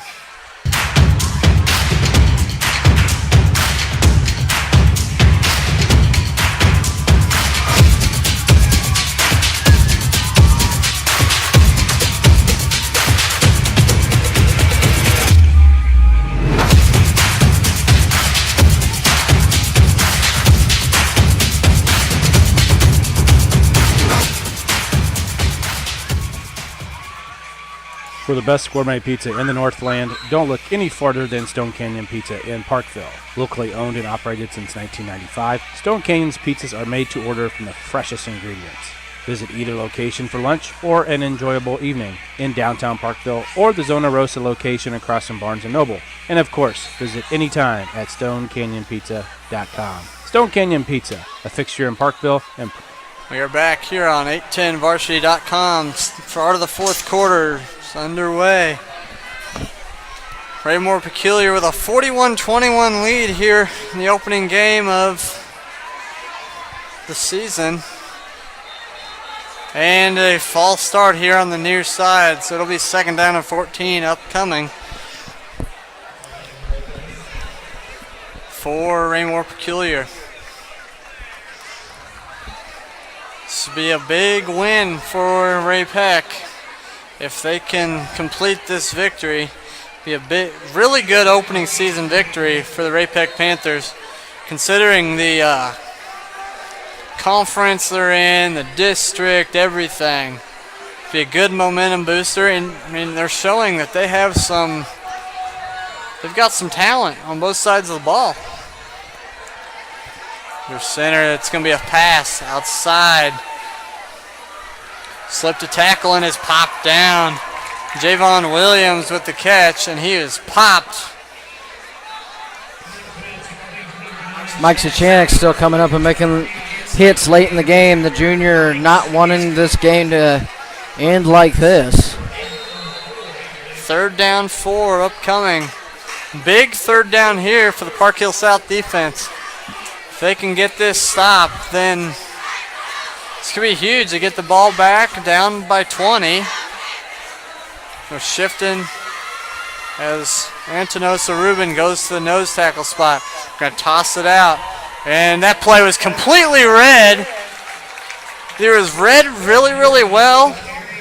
Looks like Peyton Murray was the one who came up and made the stop and looks to be a little shaken up. He was feeling that one a little bit. He came up from his defensive back spot and laid the hit. So Park Hill South will get the ball back here, down 41-21. So he's going to come off the field slowly. He's not, I don't know what it was. It's a little shoulder stinger maybe. Just the impact, the punt. Really good punt this time. It'll be caught down at the 6-yard line. That punt caught by Luke Grimm, who's done it all tonight. Defense, offense, you name it. Luke Grimm's been out there making plays. And he downs that punt they'll mark it at the 7-yard line, it looks like. So that's where South will take over. 1st down and 10.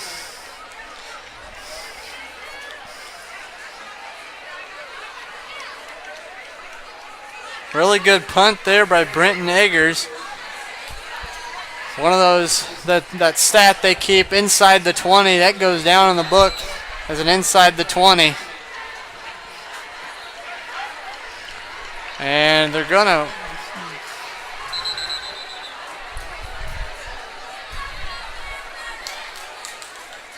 timeout, Ray-Pec. An interesting timeout there. As I head to the scoreboard right quick to look for some. Ooh, we got a 4:38 left in the game. Raytown, Blue Spring South tied at 27 in a really good ball game there. Rockbridge starting to take control against Rockhurst, 26-7. Grain Valley on Savannah, 34-6. Another great game in the fourth quarter, 23-all. Grandview and North Kansas City. Kearney, 46, Harrisonville, 6. Lee Summit taking control, 38-19 on Liberty. So Park Hill South with the football. They'll start it here. Inside their own 10.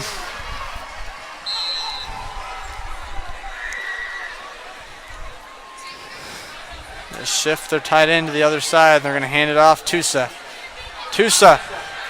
cuts back across the field. Tavon Tusa! He's going to use his speed. He may go!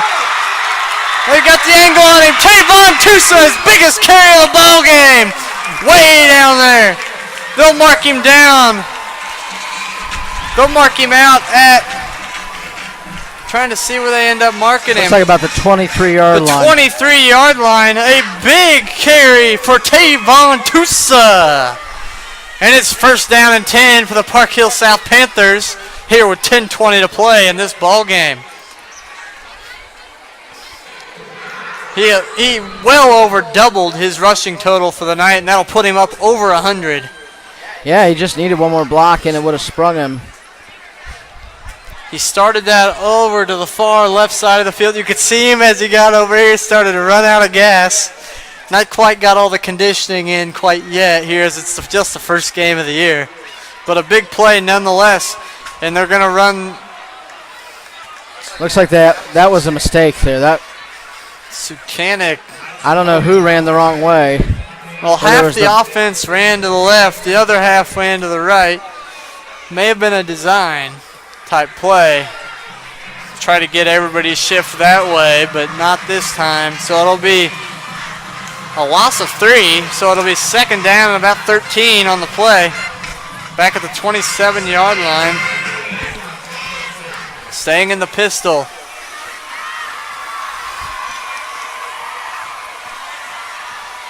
Hand it off. Oh, they're going to fake the handoff to throw. Sukanik just throws it away. It's incomplete, so it'll be third down and 13.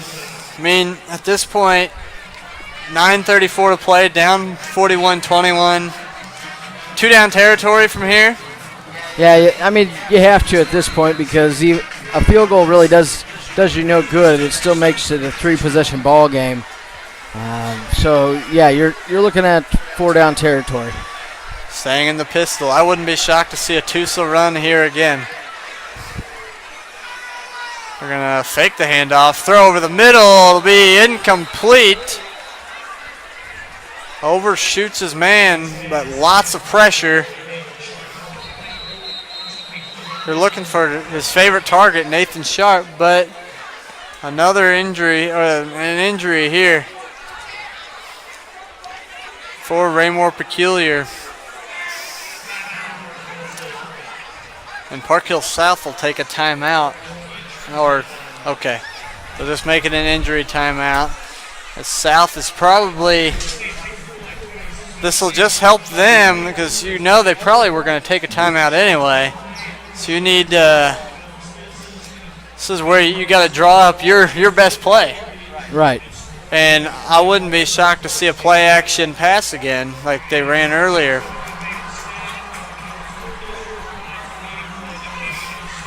Maryville scores to make it a 3-point game. Fort Osage opens up the new fort with a 35-6 victory over Raytown South, who people were saying Ray South was going to be one of those teams that could surprise some people in Class 4, and they were playing one of the better Class 5 teams, if not the best in this side of the state, in Fort Osage, and one of the best players in Ty Baker, the stud quarterback.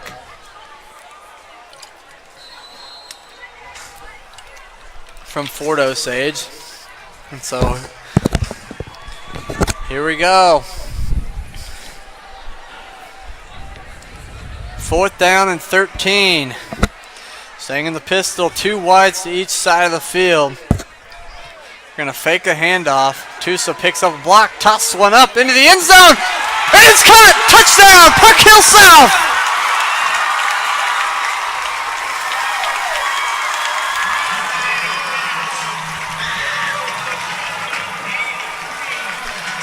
And that was his big tight end, Brock Ivy, with the touchdown catch. And just like that, it's a 41-27 ball game. That throw by Sukanik was beautiful. Yeah, he put it right on the money, and Ivy went up and grabbed it over the smaller defender. And now he's cut the lead down to 14 here.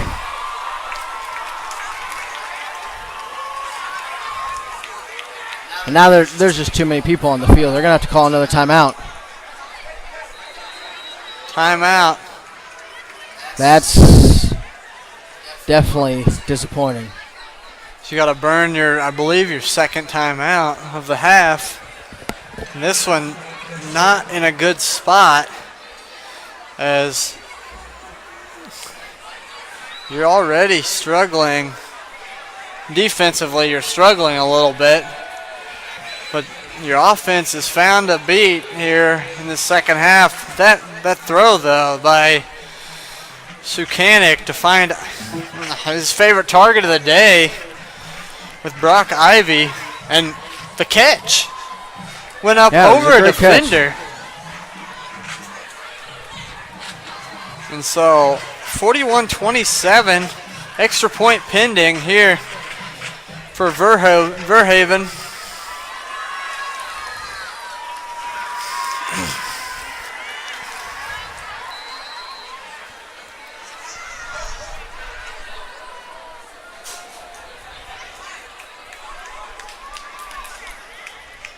I get a jumper. How do you... I always ask the question, how do you jump off sides on an extra point? Well, Park Hill South's notorious for doing this thing where they all drop at the same time, which for someone who's standing over the ball, it sort of can discombobulate you, because all of a sudden the whole line shifts at the same time and could cause you to jump if you're not paying attention to the ball. And so that's obviously what happened here, and so it's a little bit closer now. And I just noticed Intenosa Rubin is here. He's one of the blockers here on this right side. I mean, he almost jumped on that side again. He did it again, and there we go. Kick up and good. So Park Hill South, Michael Verhoeven's extra point was right down the middle once again. This is a 13-point ball game all of a sudden. 41-28. As South has started to find their rhythm on offense.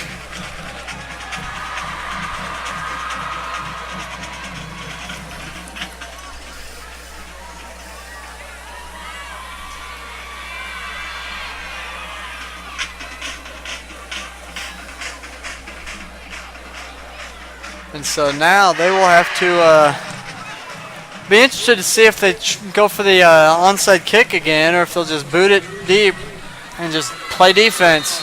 I mean, you got some time here, so if you wanted to boot it deep, you can. You don't necessarily have to kick the onside.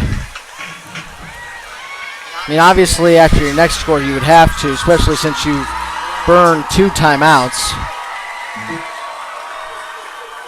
I mean, you just think ahead as Coach Sarp.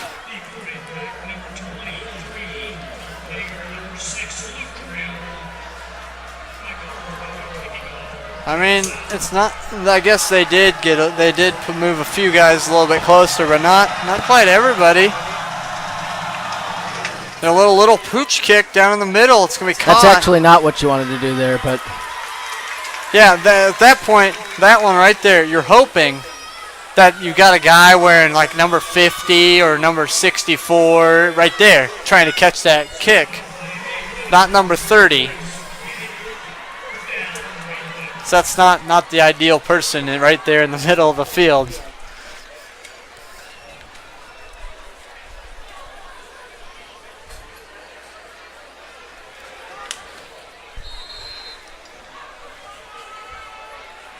So here we go. This is where, if you're Park Hill South, you need your defense to stand tall. Especially your big guys up front start eating up blocks and start. I know you're getting tired, but these guys are tired too. They bring a blitz off the edge. Couldn't get there. Over the middle, and it'll be a catch.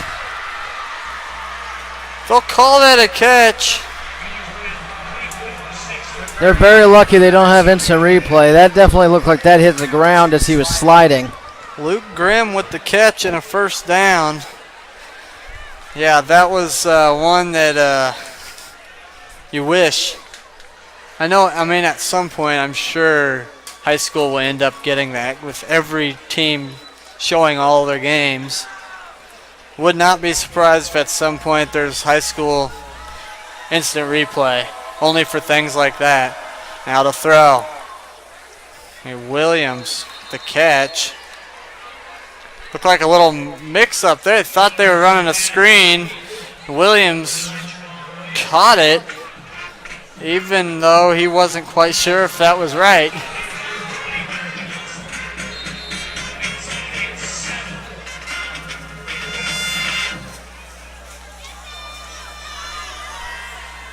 Eight 8:20 to play here in this ball game. Raymore-Peculiar 41. Park Hill South 28. Second down 7 from the Park Hill South 33-yard line. In the shotgun. And flag down as the play clock ran out. So that'll push him back 5 yards. Be 2nd and 12 now for Ray-Pec.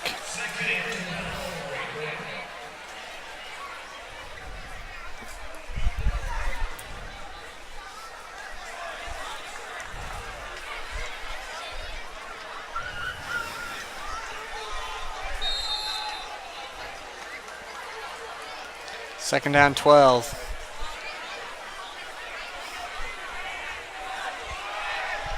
In the gun.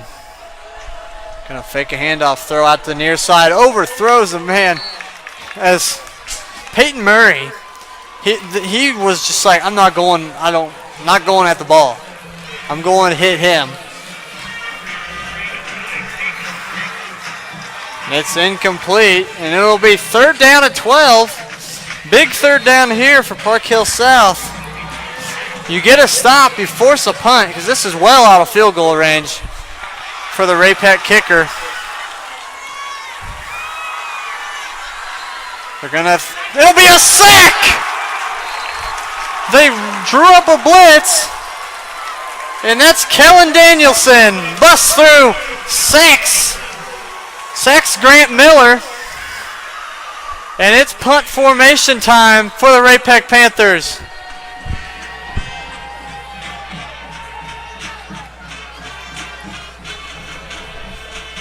That was a great call there by the defensive coordinator to dial up a blitz there.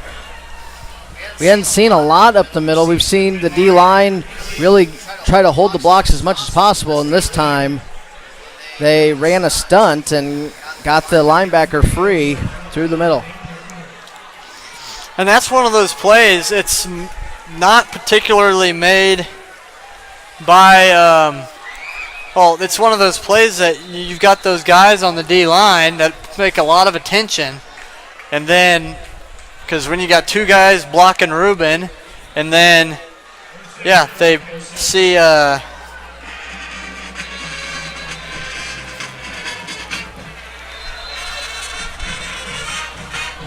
going to call water break now with 7 minutes remaining.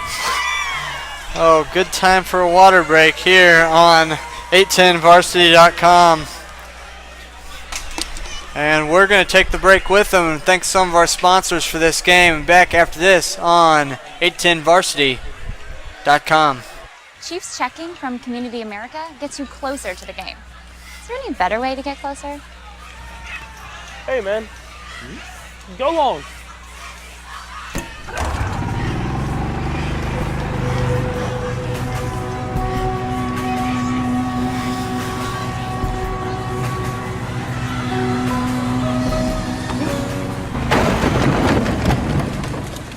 Chiefs checking from Community America.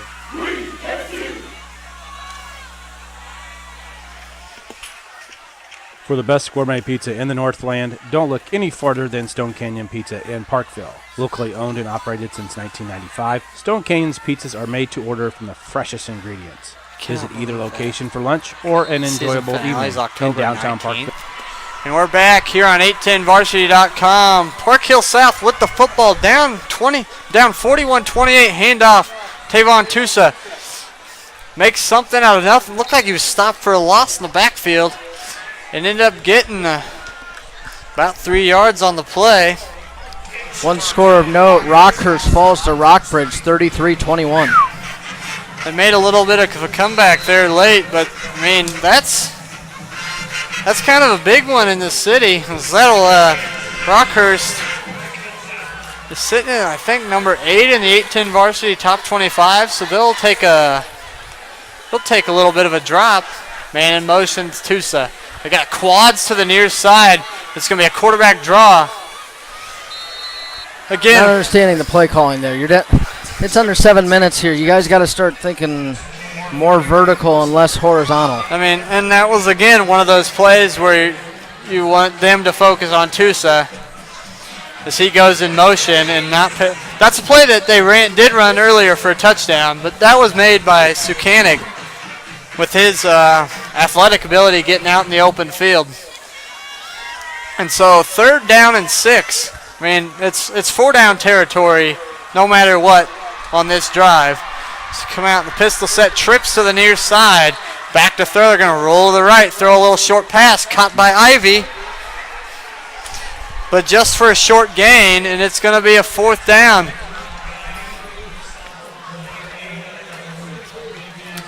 And they're going to punt. Ivy caught that for a 1-yard pass, which that's one of those passes that you don't throw in that situation.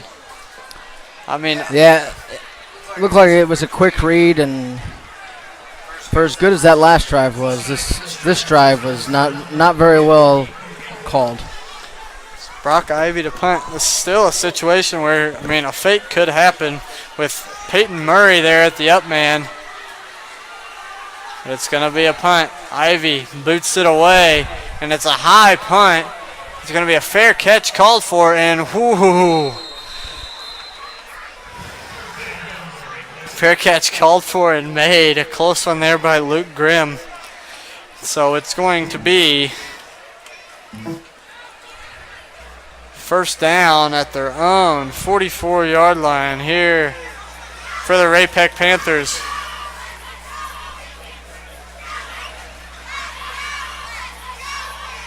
Grain Valley beats Savannah 34-6.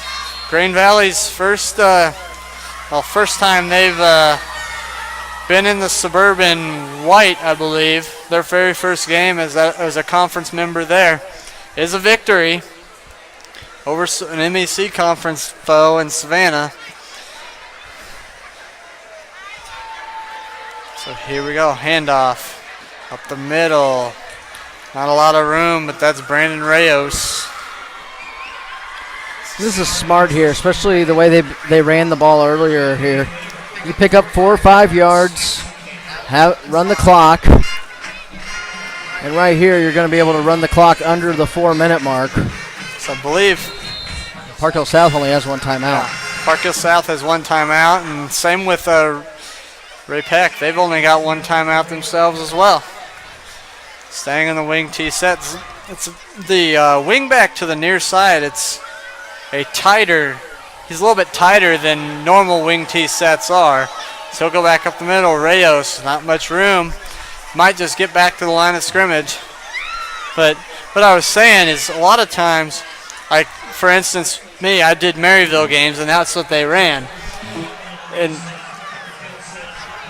they were very spread more, and so there was a lot of movement between the wing backs, which were all running backs basically, but a lot of shifting and running around. And so now they are in the shotgun set, and they're going to fake a throw, and it'll be a near sack, but it turns into Could be close to a first down. about a 4-yard a couple gain. yards short. So it'll be 4th down here as we get close to 3 minutes to play. I would guess it'll be 4th and I run this clock as much as possible. You get it to about 2:30 before you would have to take a timeout here. yeah, that's what I'd assume is what's. Actually, it looks like he's just going to go for the win here. Put it to bed right here, get the first down in the game. That one very well hurry. could have been a lot worse for Ray-Pec. Here we go. They had a lot of them back to throw. They're just going to throw a deep ball fade. Murray, and he'll be out of bounds. Interesting call on that. Well, it worked. He just threw it a little too far. And Murray made a really good play to bump him out of bounds as he was starting to come down with it. Just give him a little push to force him out. So Park Hill South will have the football. 2:34 to play. Needing to score quick and get the onside kick.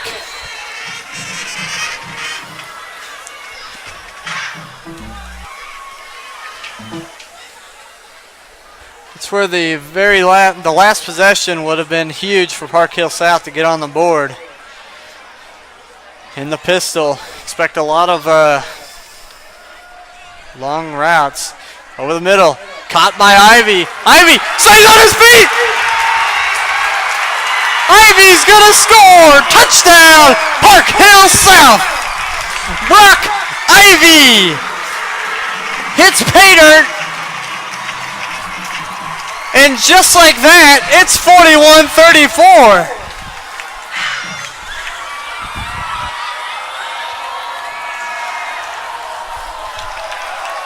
You gotta question the effort on the defense there. They just tried to just shove him and knock him down. And so now the extra point could make it a 6-point ball game as Park Hill South has cut this game to a 1-score ball game. Snap back, kick up, and it is good. Raymore-Peculiar 41, Park Hill South 35. Another big pass play to Brock Ivy. That's been the story of today. Long runs by Sukanik and then the long pass plays to Brock Ivy.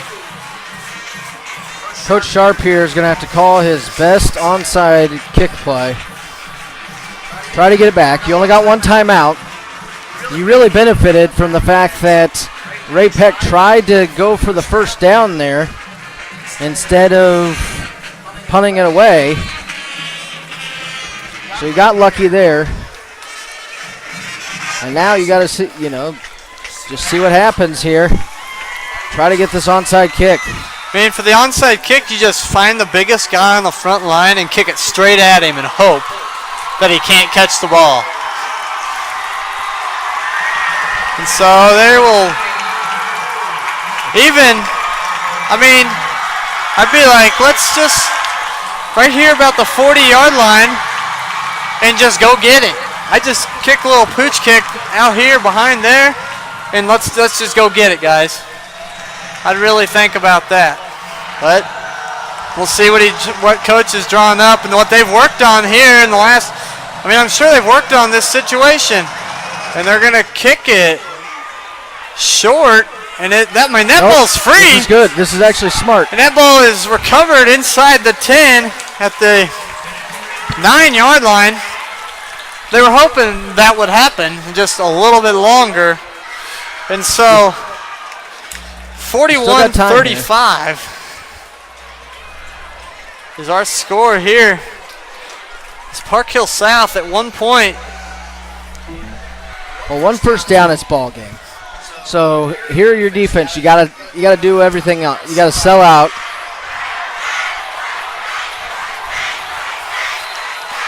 See, you'll take your 1 timeout first play. Depending on what the first play is. You gotta see. If they throw, yeah, you don't have to deal with it. But I mean, even if it's a short run, just a couple seconds run off, the clock gets rolling again. It's gonna be a reverse play. Push him out of bounds. And you'll be taken down out of bounds. So you don't have to call the timeout. Really good job, but you got to be Shanklin. You got to be like, I got to stay in bounds. You got to do all you can to make sure you stay up the field.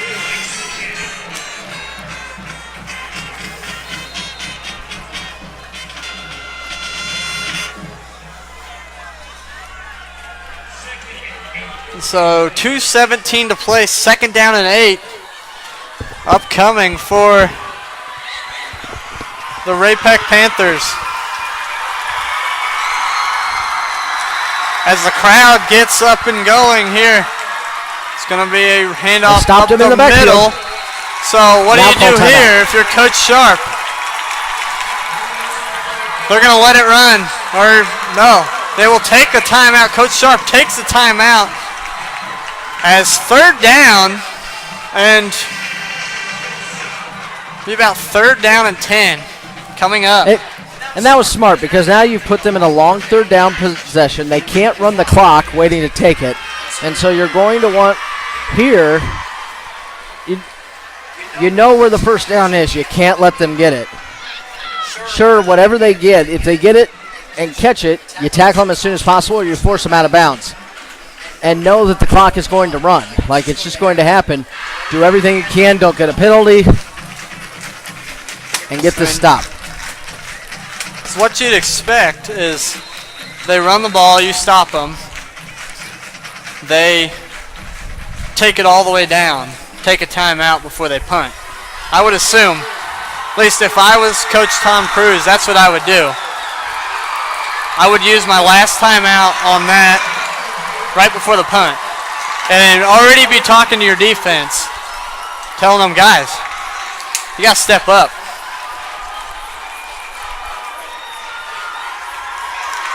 So now the officials are talking something over.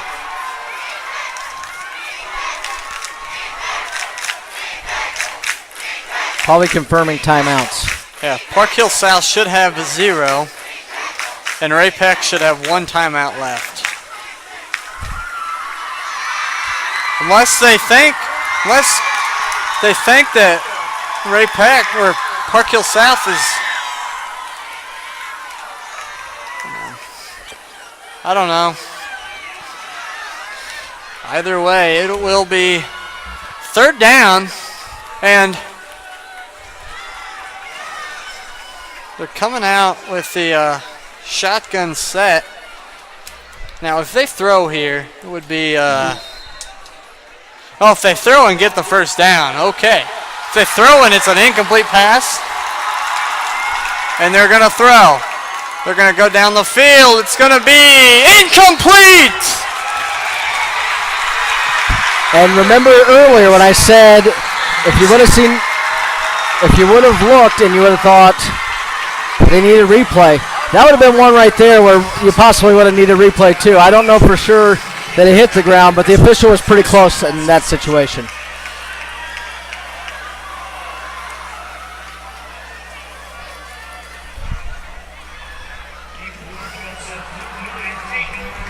And now if you're Peyton Murray, you're down 6. You just got to get the ball. Like, you don't need to make anything happen. Don't do anything that will cost your team the ball here. Just get the ball. Oh, and South nearly. That's a good punt out. And he didn't touch that ball. Ball will be downed. The ball was not touched by Peyton Murray. And so Park Hill South will have the football at the 46-yard line. 46 yards from the tying touchdown. They just need a touchdown to tie. And the extra point would win it at that point. 1:50 to play here in this ball game. Park Hill South with the football, trailing by 6. What a comeback by the Park Hill South Panthers to come back from down 20. Deep ball down the field, and it will be an incomplete pass.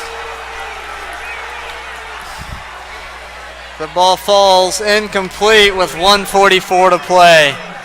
A little bit of incidental contact, I'd say. I'd say it was a good no call considering the situation.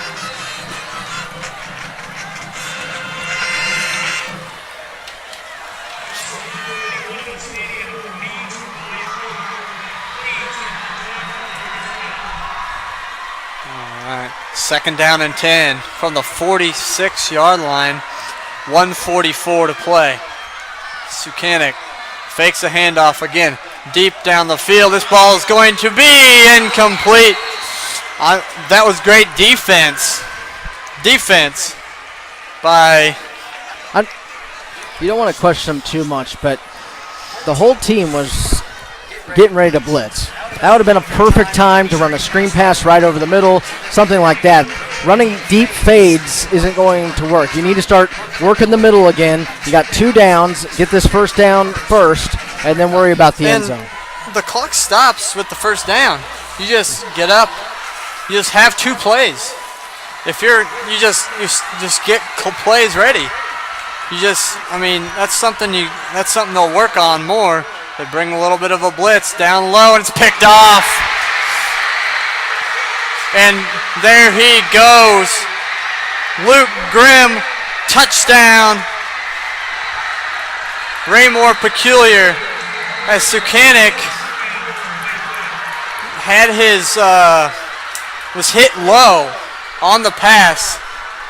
Well, in the NFL, that's a penalty, but it won't be a penalty in high school. So that's the Pollard rule, if I do remember myself. But a flag down, it could be either an unsportsmanlike or a block in the back. There on Raymore-Peculiar. Coming over the sideline, you can definitely see Tavon Tussa was upset. And the thing that I think he has every right to be upset about is the fact that he was not given the ball at all here, and they just kept throwing deep. And they could have definitely dumped it out to the flat to him, could have dropped it over the top to him. They didn't even try to run anything like that. And I believe the coach down here talking personal to foul. him is will be former Missouri Western running back O.J. Simpson. I believe he was a running back there. But it'll be a personal foul. I don't know what. But this will pretty much do it. 3 kneels and probably 3 kneels and we'll get out and that'll be it. Ray-Pec will escape with it's over. Unless we see a Phillip Rivers situation against the Chiefs a few years back.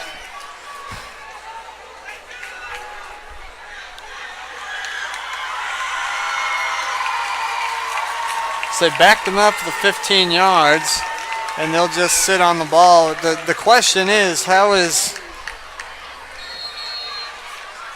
quarterback Matt Sukanik in his knee after that low hit that he took to the knee?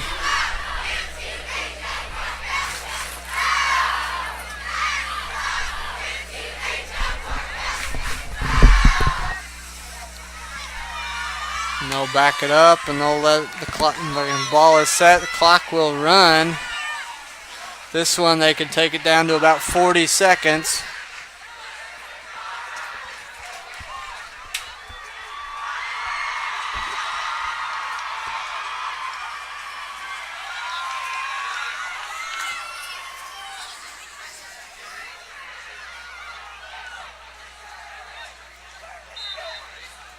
And he'll take the knee. This will be really, it'll be a third down coming up. Referees are trying, and then there'll be 4 seconds when he takes this last snap.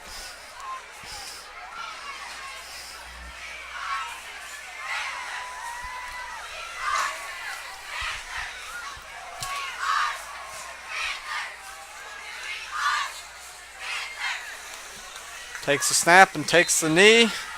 And that will do it here from Park Hill High School here as the